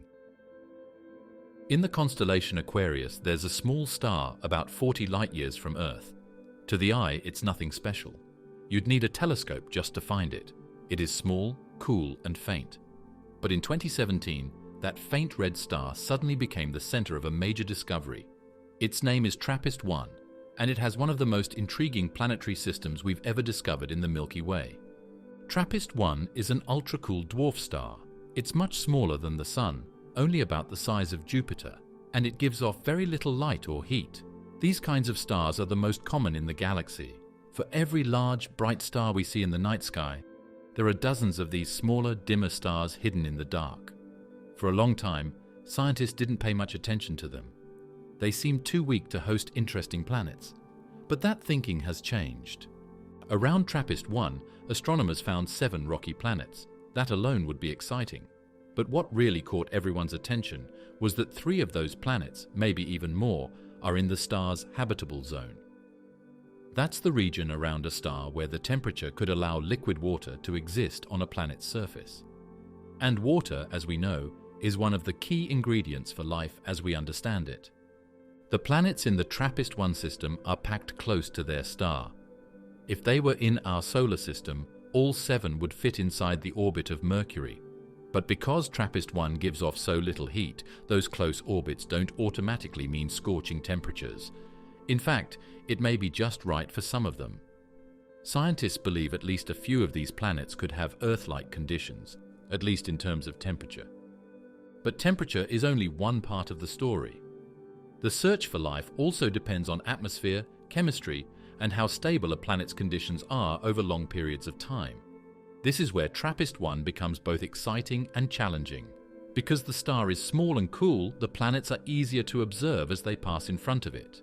Each time a planet crosses the face of the star's light dims slightly. These dips in brightness help scientists learn about the planet's size, orbit, and sometimes even its atmosphere. That's what makes TRAPPIST-1 so useful. The planets are all roughly Earth-sized, and the system is set up in such a neat, compact arrangement that scientists can study multiple worlds at once. It's like having a laboratory of planets, all orbiting the same small star. But there are concerns too. Small stars like TRAPPIST-1 are known to be active. They often give off strong solar flares and radiation bursts. These could damage a planet's atmosphere or strip it away entirely. If that happens, even a planet in the right location might be too harsh for life to survive. Some of the TRAPPIST-1 planets may have strong magnetic fields that help protect them, but we don't know yet. Others might have thick atmospheres that help trap heat and shield the surface. If a small, faint star like this can host 7 rocky worlds, maybe there are millions of similar systems out there.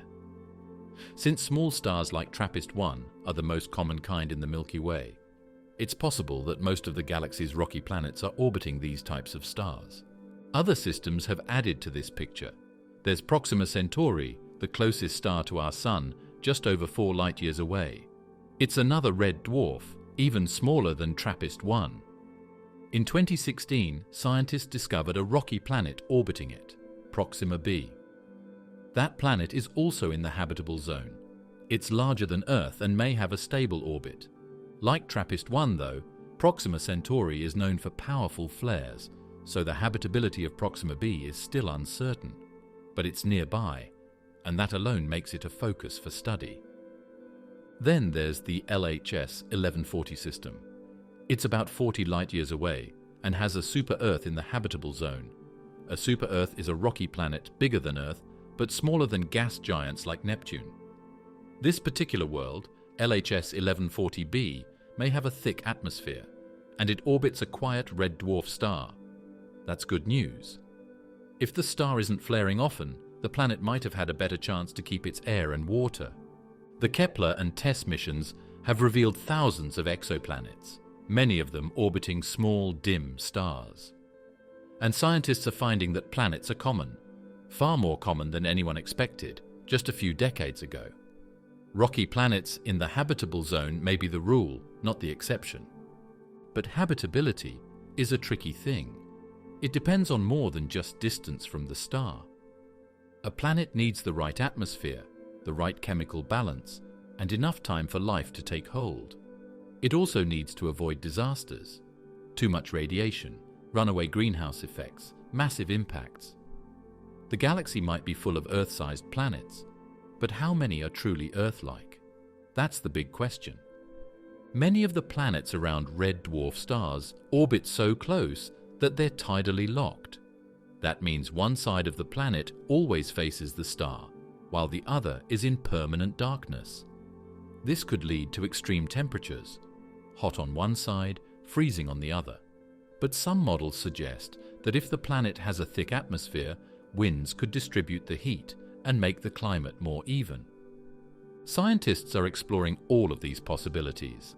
They build climate models, run simulations, and compare the results with observations. It's a slow process, but instead of looking only for copies of Earth, we're learning to imagine different kinds of habitable worlds, ones with different skies, different patterns of day and night, different seasons. The Gaia Revolution, reconstructing the Milky Way's merger history in real time. In the quiet hills of Spain, nestled in the countryside, a spacecraft launched into the sky in late 2013. Its name was Gaia, and its goal was ambitious.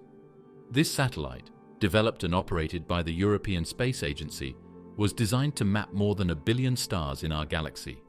Not just their positions, but their motions, their colors, their distances, and their changes over time. It was a census of stars on a scale never seen before. And slowly, over years of careful measurement, Gaia has begun to change how we understand the Milky Way.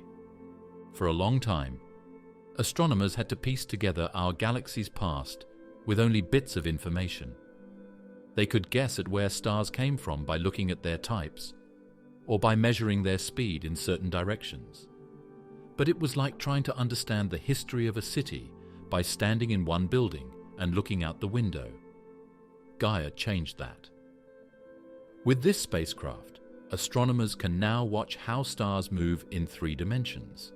They can track them across the sky, measure how fast they're coming toward us or moving away, and estimate how old they are. Our galaxy didn't form in one piece. It was built over billions of years, assembled from smaller galaxies that fell in and merged. Every time that happened, the incoming stars brought with them fingerprints that Gaia can see. One of the most surprising findings from Gaia data came in 2018. Astronomers found a large group of stars moving in the opposite direction to the general spin of the galaxy's disk. These stars weren't randomly scattered. They had a common path, and many of them were older than typical stars in the disk. This group became known as Gaia Enceladus, or sometimes the Gaia sausage, because of its elongated shape when plotted in motion space. The evidence pointed to a major collision. Roughly 10 billion years ago, a dwarf galaxy the size of the small Magellanic cloud smashed into the young Milky Way. Its stars were absorbed, and the impact helped puff up the galaxy's halo. This was the first time astronomers had seen the full trace of such a massive merger laid out so clearly. Before Gaia, it was only theory. With Gaia, it became a visible feature in the motion of stars all around us. And it wasn't alone. The data has revealed other mergers as well, smaller, more recent events that left behind streams of stars in the halo or strange motions in the disk. Some of these features had been hinted at before, but Gaia made it possible to map them in detail. One example is the Helmi stream. This is a group of stars moving through the halo that seem to share a common origin. Gaia data confirm that they came from a single system that was torn apart long ago. Another is the Sequoia event, a possible smaller galaxy that crashed into the Milky Way a few billion years after Gaia Enceladus. Its stars are rich in certain types of metals, and they move in an odd tilt compared to the rest of the halo. Even the thick disk of the Milky Way, a population of stars that sits above and below the thin starry plane, may be a result of early collisions. When dwarf galaxies plunge into the Milky Way, they can disturb the orbits of stars and gas. These shakeups can puff out the disk, forming a thicker layer. Over time, gas settles again, and new stars form in a flatter, thinner shape. Gaia helps trace when this happened by comparing star ages and motions. The spacecraft also sees young stars, star clusters, and moving groups. These can show more recent patterns of formation and motion. Some moving groups appear to be the remnants of dissolved star clusters. Others might be pieces of a larger system still falling in. The fine detail Gaia provides makes it possible to pick out these structures, even when they're spread across the sky.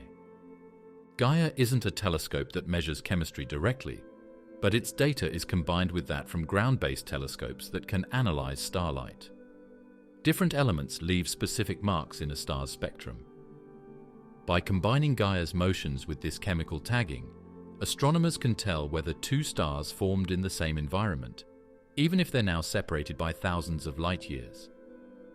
This work is like galactic archaeology, and the stars are fossils, each carrying a clue to where and how it formed. Scientists can now build models of the Milky Way's history with more confidence than ever. They can say when certain stars arrived, how big their original galaxies were, and how the collisions changed the shape of the galaxy we live in. The precision of Gaia's measurements is what makes all this possible. It can pinpoint the position of a star with a level of detail equal to spotting a coin on the Moon from Earth, and it repeats these measurements over time, tracking how stars drift across the sky. This is astrometry, the science of star positions and motions, taken to its highest level. As more data from Gaia is released, the picture becomes clearer. While Gaia itself was finally decommissioned in 2025, its data is still being processed. Future updates will include even fainter stars and better accuracy. That means more streams, more relics of past galaxies, and more detail on how the Milky Way came together. It also means more puzzles. Gaia raises as many questions as it answers, which is a sign of its power. We often think of history as something that only people or civilizations have, but stars have a history too. Their paths across the galaxy carry stories that go back to the early universe. Thanks to Gaia, we can now read those stories. The enigma of galactic habitable zones. Are there better homes than Earth? Scientists have wondered if certain parts of the galaxy might be better homes for life than others. Earth orbits the Sun in the habitable zone. But what if there's a bigger version of that idea? A habitable zone on a galactic scale? This idea is called the Galactic Habitable Zone. It suggests that not all parts of a galaxy are equally suited for life. Just like some neighborhoods in a city are more peaceful and stable, some areas of the galaxy may offer a better environment for life to appear and thrive. Others may be too violent, unstable, or full of dangerous radiation. Earth is not near the crowded center of the galaxy, and we're not way out at the edge either. We're somewhere in between. This location may not be a coincidence. Scientists believe our position could be part of why life was able to begin here and evolve over billions of years without being wiped out. Closer to the center of the galaxy, the environment becomes more dangerous. The number of stars increases dramatically. That may sound exciting, but more stars also mean more supernovae. A nearby supernova could strip away a planet's atmosphere or trigger mass extinctions.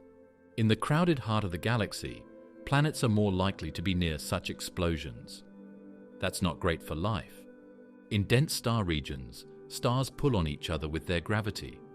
That can shift orbits, throw planets out of stable paths, or even send them hurtling into their own stars. In the worst cases, it could tear apart solar systems. life needs time and stability to evolve.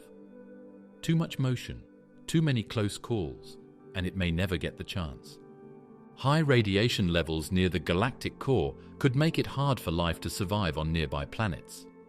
The farther from the center, the calmer the environment becomes. But if you go too far in the other direction, problems appear there too. The outer regions have fewer stars, which also means fewer heavy elements.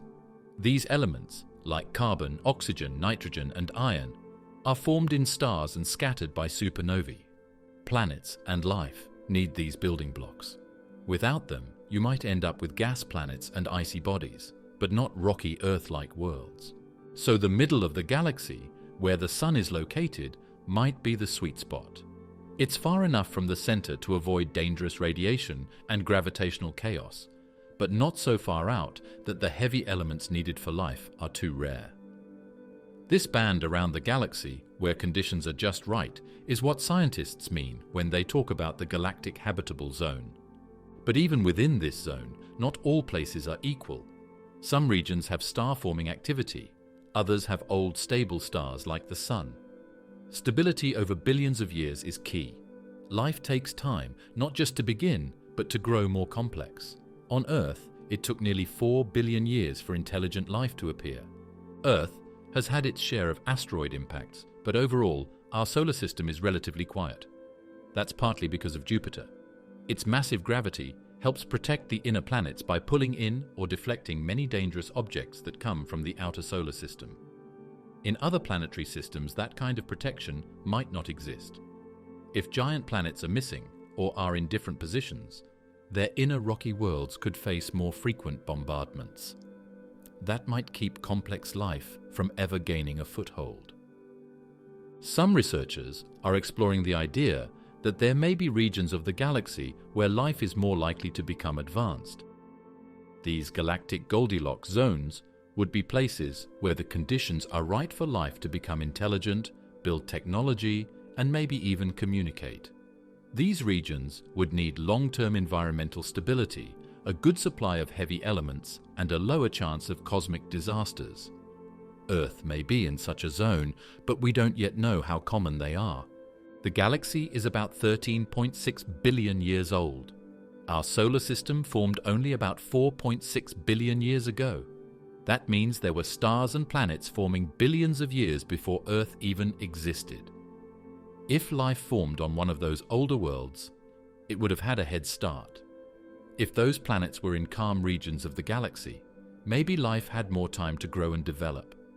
In theory, there could be civilizations out there that are far older and more advanced than anything we can imagine. The Sun orbits the center of the galaxy once every 230 million years or so. On this journey, it passes through different regions, some quiet, some more active.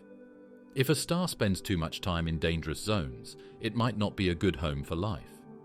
Some stars have more circular, stable paths around the galaxy. Others have wild, looping orbits that take them through crowded or radioactive areas. Planets around those stars might face more trouble.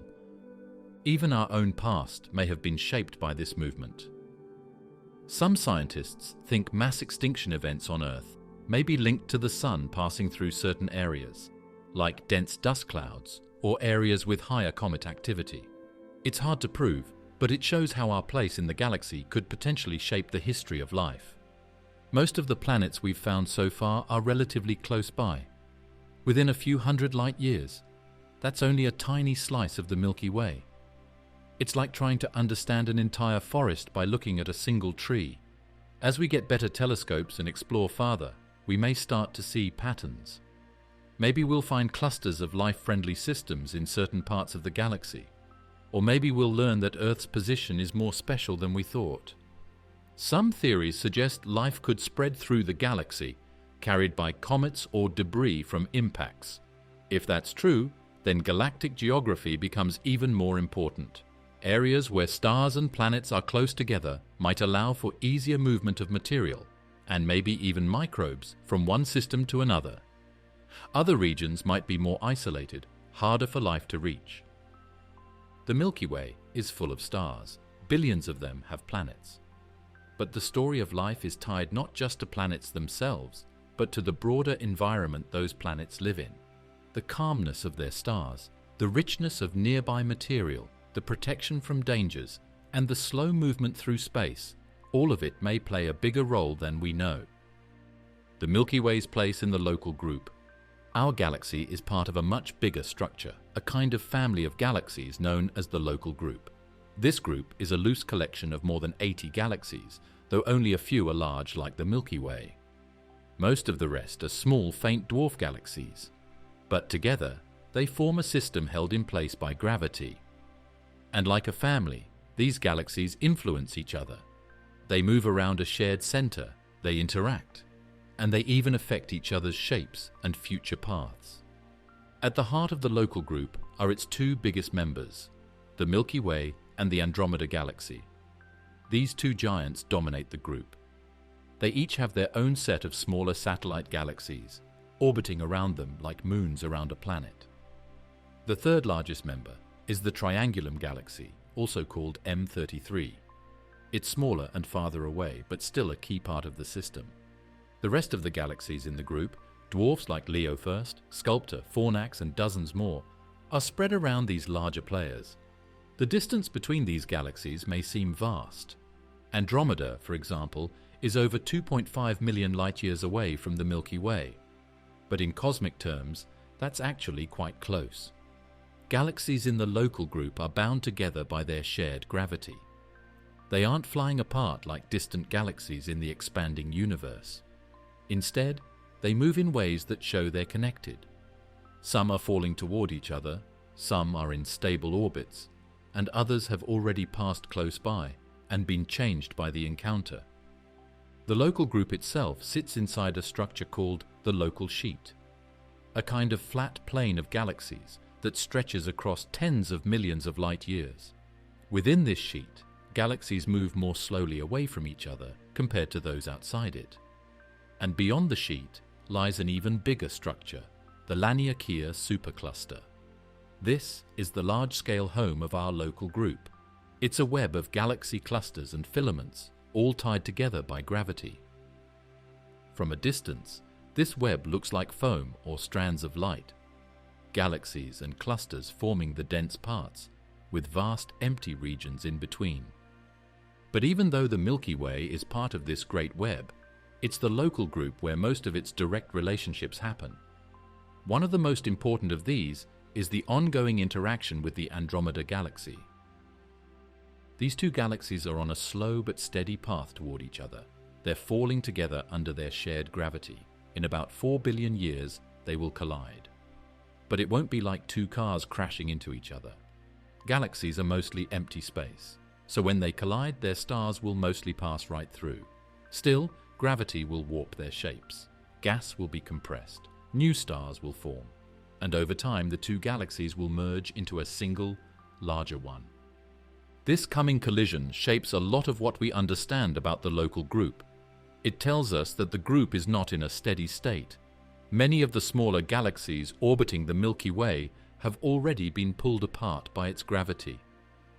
The same thing is likely happening around Andromeda. Its satellite galaxies show signs of past interactions. Some are stretched out, some are tilted oddly, and some have gaps or streams that suggest something bigger happened. This galactic cannibalism is a key part of how the local group evolves. Over billions of years, the big galaxies get bigger, and the small ones get stretched out or disappear. The arrangement of galaxies in the local group also seems to follow patterns. Some dwarf galaxies are found in flat plains around the Milky Way and Andromeda, rather than being spread randomly. Why would these galaxies lie in such thin, organized sheets? Some think this could be a result of how galaxies formed long ago, perhaps along filaments of dark matter. Others think it might be a coincidence, or the result of past mergers that left behind debris in certain shapes. It's still an open question, one that the local group might help answer. Another mystery lies in the motion of galaxies in the group. While most move in expected ways, a few don't follow the rules. Some seem to be moving too fast. Others orbit at odd angles.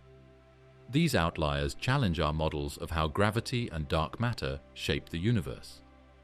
If the local group is a small test case for the larger universe, then these strange motions could hint at gaps in our understanding. The Milky Way is not a lonely island in space, but a member of a shifting, complex neighborhood. The local group is our home in the larger universe, and it is alive with motion, history, and the drama of cosmic evolution. In the shadow of Andromeda, gravitational pulls and future chaos. When we look at Andromeda in the night sky, it's just a smudge, a faint glow barely seen with the naked eye. But it's not just a light in the dark. It's a giant spiral galaxy, bigger than our own, filled with hundreds of billions of stars. It has planets, gas, dust, and probably life somewhere. And right now, it's moving toward us. The Milky Way and Andromeda have been falling toward each other since shortly after they formed. Their paths are shaped by their shared mass, by the tug of gravity that pulls them closer every second.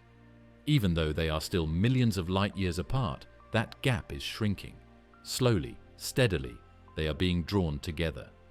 The speed at which Andromeda is coming toward the Milky Way is about 110 kilometers per second.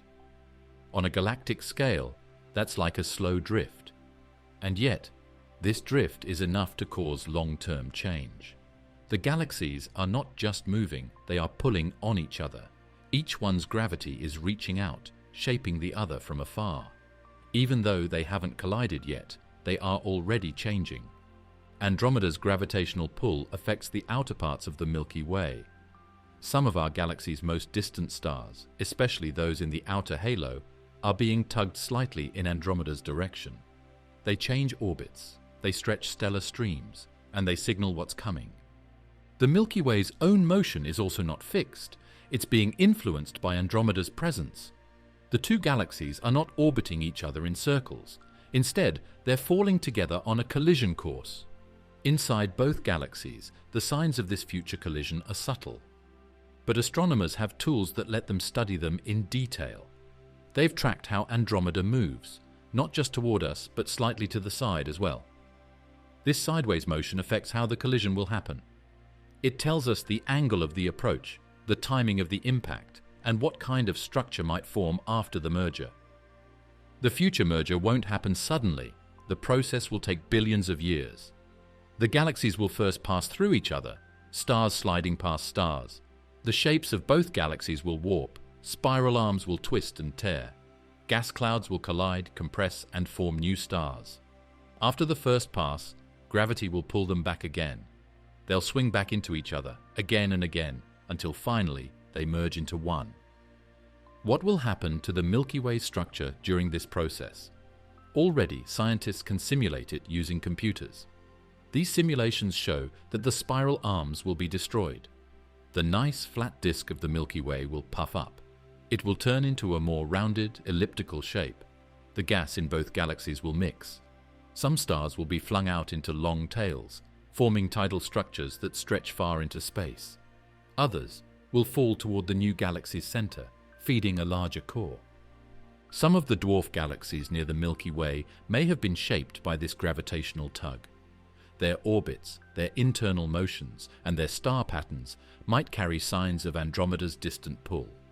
These could be echoes of past interactions, or early signs of the big event still to come.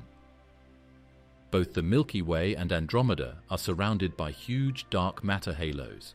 When the galaxies get closer, their dark matter halos will start to overlap first. They will pull on each other, slowing the galaxies down and causing them to spiral inward. This invisible part of the galaxies shapes how the whole dance will unfold. It's like the stage on which everything happens. Far in the future, as Andromeda gets closer, it will grow larger in our sky. One day, millions of years from now, it will no longer look like a faint smudge. It will span the sky, bright and full of detail. Anyone still living on Earth then, or on another planet, would be able to see the other galaxy coming. It would be a slow, grand approach, visible over generations. Eventually, after the merger, the new galaxy will likely be larger and rounder than either the Milky Way or Andromeda is now. Some scientists have given it a name already, Milkomeda. It will be a single galaxy made from the bones of two. Some stars will be new, others will be very old. The Sun, if it still exists by then, will have moved to a new place, perhaps thrown into a wide orbit or drifting far from the center. Despite the word collision, stars are very far apart. The chance of two stars crashing into each other is small. What really matters is gravity, the way it warps orbits, stirs gas, and sets off chain reactions. Planets, including Earth, might not be directly harmed. But their place in the galaxy could shift. The sky would change. The neighborhood would change. Nothing stays the same forever. Even galaxies drift, fall, and change. And as we orbit our own star, spinning quietly through one of the Milky Way's arms, we are also part of this slow-motion story. One day, the sky will be different. One day, the galaxy will be different. And that story began long ago, with a quiet pull from a distant neighbor. Simulating the Great Collision, how the Milky Way and Andromeda will become one. Thanks to powerful computers and detailed space observations, scientists are watching the Great Galactic Meeting unfold before it ever begins. Scientists feed into these simulations everything they know: the size of the Milky Way and Andromeda, their speed, their direction, the number of stars, the amount of gas, and how much dark matter surrounds them. From there, the simulation uses gravity to figure out how each star, cloud, and stream of matter might move when the two galaxies come together. The results play out over billions of years. Many simulations show that the final galaxy will have a bright core, full of stars that were pulled inward during the merger. Around it will be a cloud of stars in more random orbits, some moving quickly, others slowly drifting. There will be very little gas left, because most of it will have been used up in bursts of star formation during the collision. The simulations let scientists test different ideas. What if Andromeda's motion is slightly different? What if there's more dark matter than we think? What if the galaxies are spinning in different directions? By changing the starting points in the computer models, scientists can explore many possible futures. Some show the two galaxies crashing more directly. Others show a more gentle meeting. All of them end with the same result: the two galaxies become one. Some simulations include the Triangulum galaxy and show that it might also get pulled into the mix, either before or after the main collision. If that happens, the final galaxy may be even bigger, shaped by three galaxies instead of two. The computer models are not perfect. They are limited by how much data we can collect and how much computing power we have. Each simulation includes millions of tiny points, each one representing a group of stars or a small part of the galaxy. The more points the computer uses, the more accurate the simulation becomes. As computers get faster and data from telescopes gets better, these models will improve. Some of the most detailed simulations come from supercomputers. These are machines built to handle huge amounts of math and data. They can run simulations that track the motions of stars, gas, dust, and dark matter over billions of years. These simulations can take weeks or months to run, but they give us a detailed view of what's to come. They also help scientists understand what galactic mergers looked like in the past. When we look into space, we see galaxies at different stages of their lives. Some are young, some are old, and some are in the middle of merging, just like the Milky Way and Andromeda will be. The simulations help match what we see in those galaxies to what might happen in our own future. They become like time machines, letting us move forward or backward in the life of a galaxy. The fate of the solar system after the galactic merger. Right now, the solar system sits in a relatively calm area of the Milky Way. That peace, though, depends on the Milky Way staying the way it is, and in about 4 billion years, that will change. In many simulations, the Sun ends up farther from the center of the newly merged galaxy. As the spiral arms are stretched and lost, stars that were once part of the Milky Way's orderly disk find themselves in a more jumbled halo. For the solar system, this means we could end up drifting into a more remote part of the galaxy. Familiar constellations would disappear, replaced by new patterns of stars. The galaxy might look brighter in some directions, especially if we end up in a spot where we can see the glowing center of the new elliptical galaxy formed by the merger. If another star comes too close, say within a light year or so, it could disturb the Oort cloud, the outer shell of icy bodies that surrounds our solar system. A strong enough tug might send comets inward toward the Sun and the inner planets. It could even shift the orbit of distant objects like Sedna or Eris, but the chance of a direct hit or major disruption is small. Space is still, and always will be, mostly empty. That said, there's another kind of change that might be even more important: what happens inside the Sun itself. Long before the galactic merger finishes, the Sun will be near the end of its life. Stars like the Sun have lifetimes of about 10 billion years, and our Sun is already about halfway through. By the time Andromeda makes its first close pass, the Sun will be over 8 billion years old. Not long after that, it will begin to run out of hydrogen in its core. As the core shrinks and heats up, the outer layers of the Sun will swell.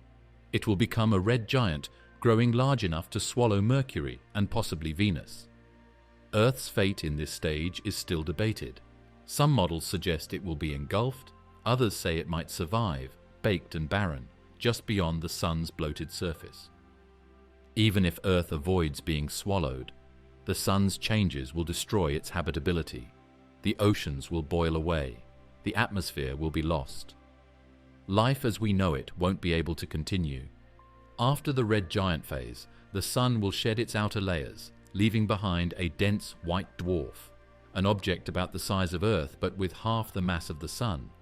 The solar system will still be there, but it will be a much colder, darker place. Any remaining planets will orbit a pale, fading ember of what was once a life-giving star. In some simulations, the solar system's final orbit around the new galaxy is slow and wide. It may drift out to the edge of the newly formed elliptical galaxy. From that distance, the core would appear as a bright, hazy ball in the sky. It wouldn't have the familiar arms of a spiral galaxy, but it would shine with the combined light of hundreds of billions of stars, many of them now packed more tightly near the center. From such a place, the galaxy would look peaceful again. The chaos of the collision would be long over. Stars would settle into new orbits. Gas and dust would mostly be gone, used up in bursts of star formation triggered by the merger. The galaxy would be older, quieter, and rounder in shape. This future isn't something we'll witness directly. Even if humanity finds a way to survive for billions of years, the environment will be so different by the time this happens, both in space and on Earth, that it's hard to imagine what kind of life might remain. But the path is already set. The solar system will not be destroyed by the merger. It will be changed and possibly relocated. It may even find itself in a more peaceful part of the galaxy. But the Earth, by then, will already be a very different place, if it still exists at all. Is there life elsewhere in the Milky Way? The Fermi paradox, revisited. The Milky Way is home to hundreds of billions of stars. Around many of those stars, there are planets. In recent years, scientists have discovered thousands of these worlds, and every new mission seems to uncover more. Some are gas giants like Jupiter, but many are rocky, Earth-sized planets that orbit in just the right zone where water might exist. These places could, in theory, support life. The numbers are huge, so large in fact that they raise a puzzling question. If the galaxy is filled with stars and planets, and if many of those planets could host life, why haven't we found any signs of it? This question is known as the Fermi paradox. It was first asked back in the 1950s, when physicist Enrico Fermi pointed out something strange. Given the vast size and age of the galaxy and the likelihood that intelligent life could have developed elsewhere, we should have already seen some sign of it. Maybe a signal, maybe a spacecraft, or even evidence in the form of artificial objects. But so far, nothing. The skies remain quiet. We see no alien ships, hear no alien broadcasts, and find no clear proof of visitors from other star systems. That silence has puzzled scientists and thinkers for decades. And over time, they've come up with many possible answers. Some believe we simply haven't looked hard enough or in the right way.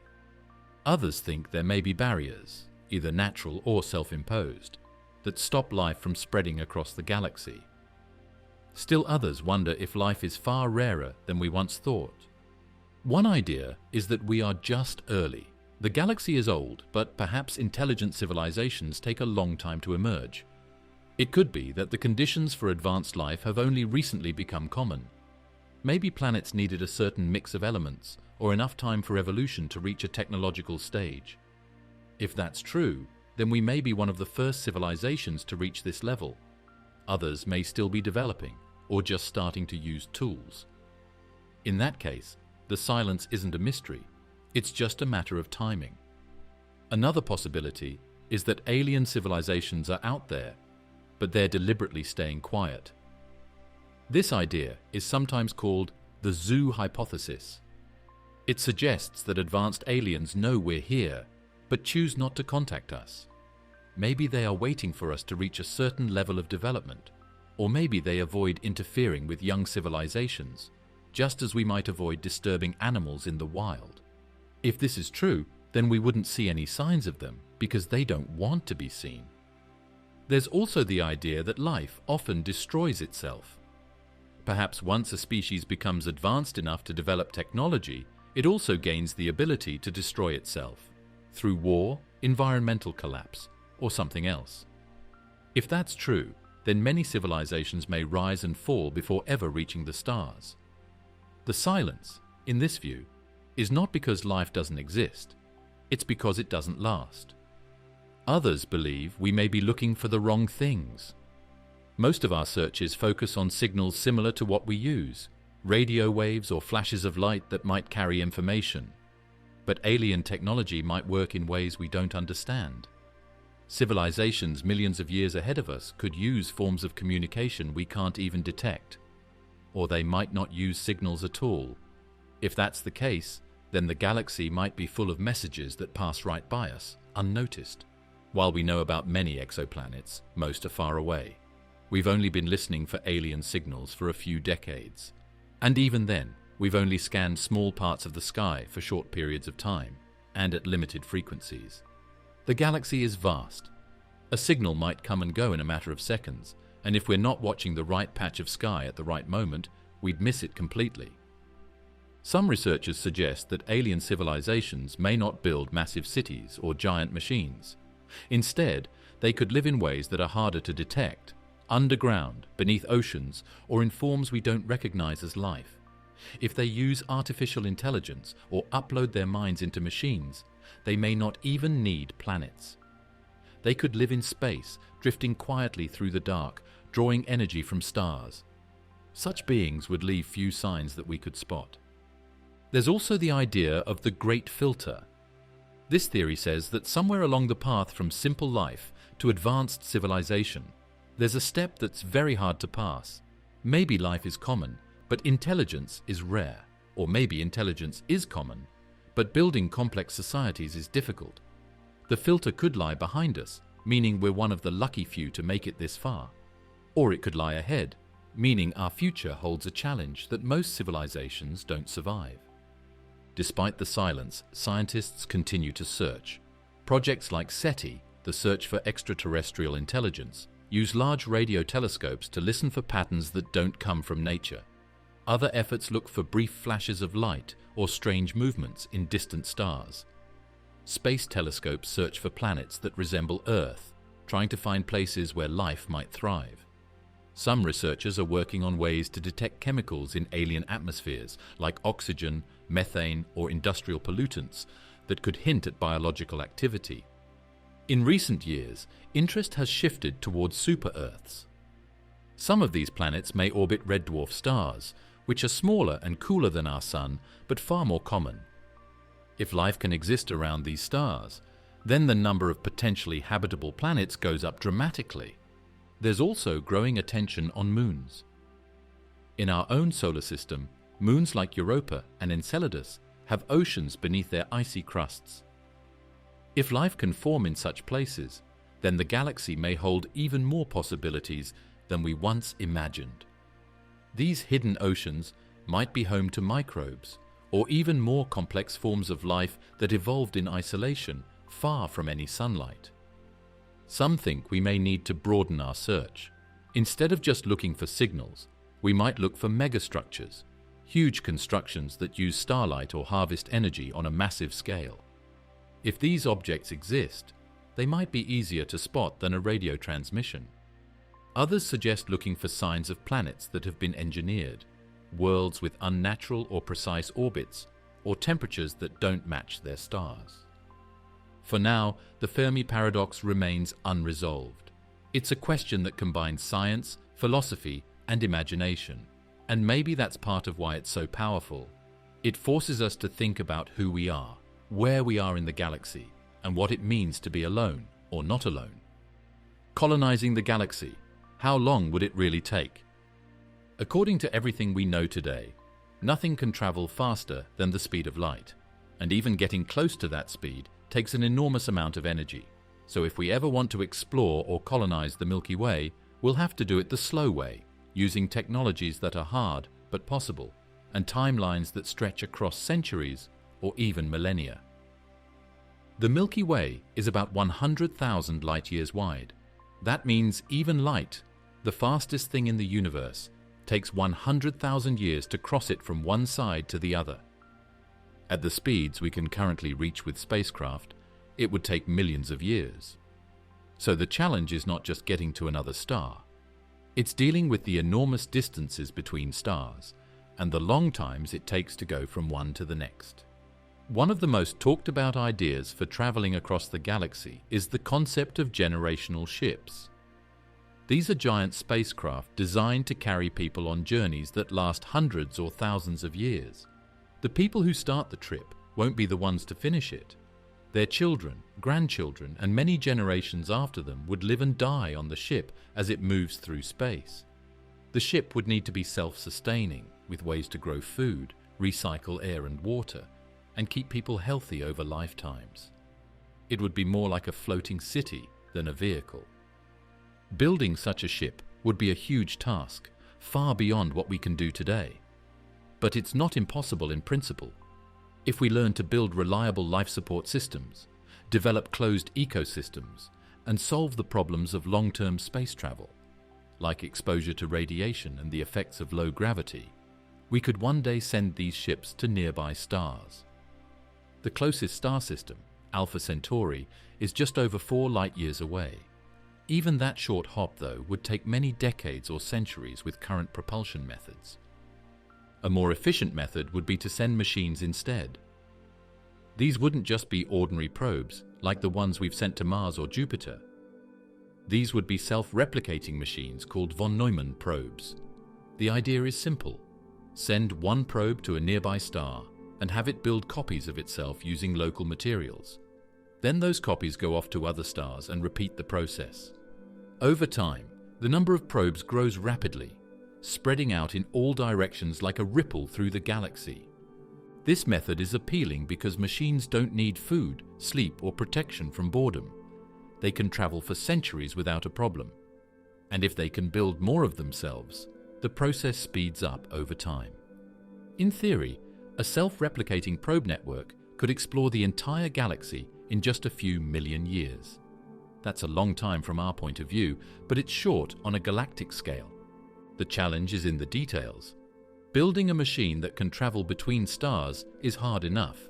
Making one that can land on another planet or asteroid, mine resources, build factories, and create new probes, that's a lot more complicated.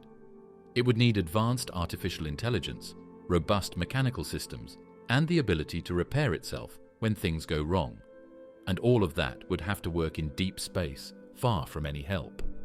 Still, the idea keeps coming up because, in theory, it would work. And some scientists point out that if other civilizations had already done this, we might see signs of it. That leads to more questions, including those raised by the Fermi paradox. If such exploration is possible, why haven't we seen the evidence? There's another factor to consider: the speed at which we can travel. Our fastest spacecraft, the Parker Solar Probe, has traveled at about 191 kilometers per second. That's fast by human standards, but it's only about 0.06% the speed of light. At that speed, it would take nearly 7,000 years to reach the nearest star. To make galactic travel possible, we'd need to go much faster.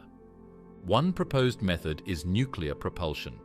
This would use controlled nuclear explosions or reactions to push a spacecraft forward. Projects like Orion and later ideas like Daedalus looked into using nuclear fuel to reach speeds of 5–10% the speed of light. At those speeds, nearby stars would be just decades away. Still a long journey, but something within the reach of a lifetime, or at least a generation or two.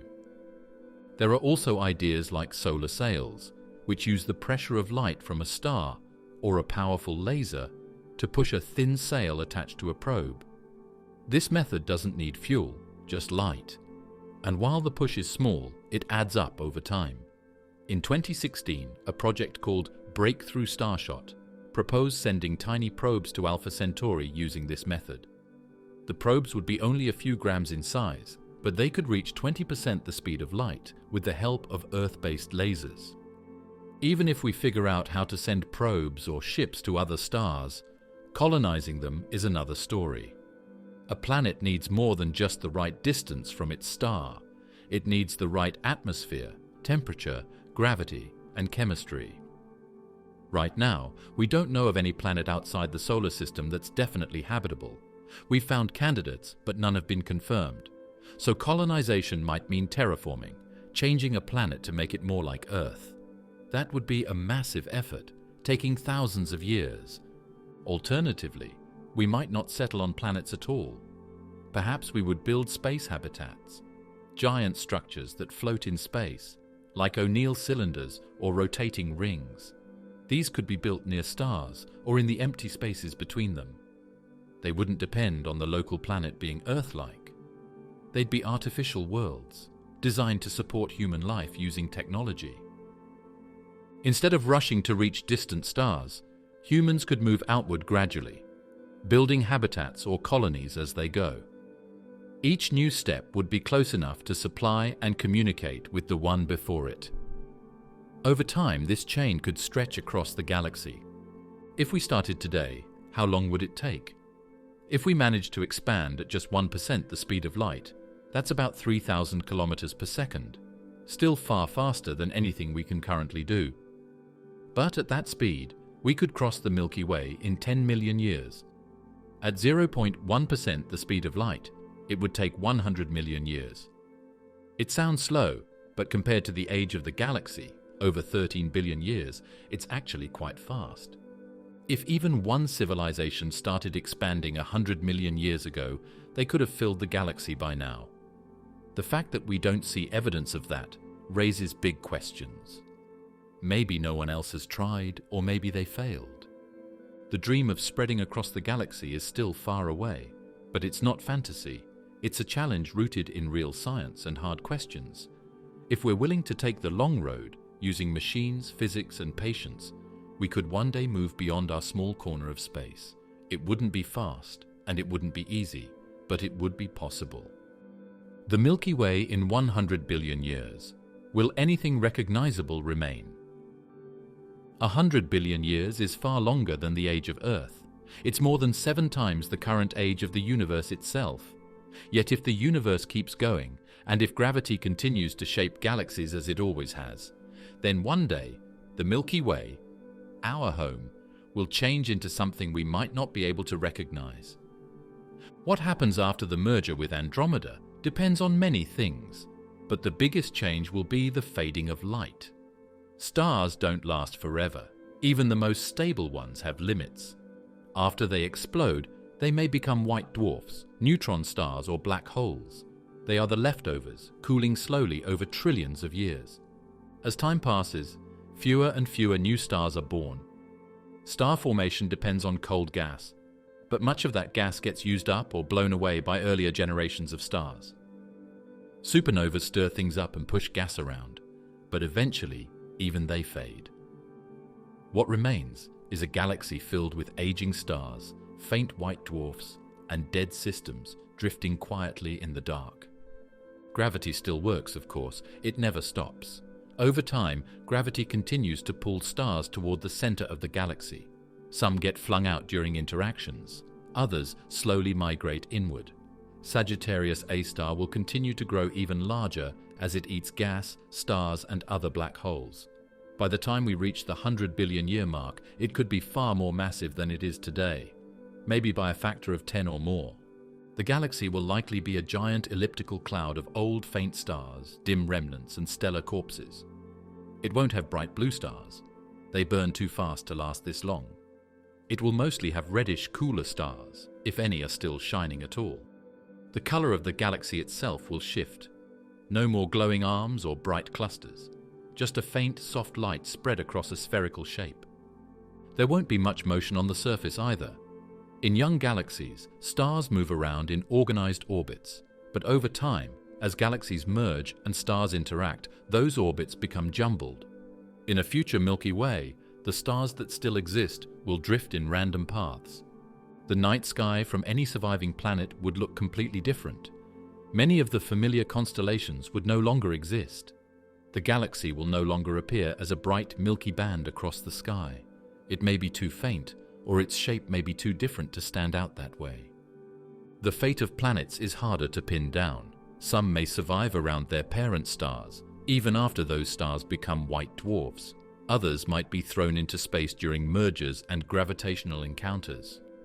Rogue planets, worlds without a sun, may be common in the far future, floating alone in darkness.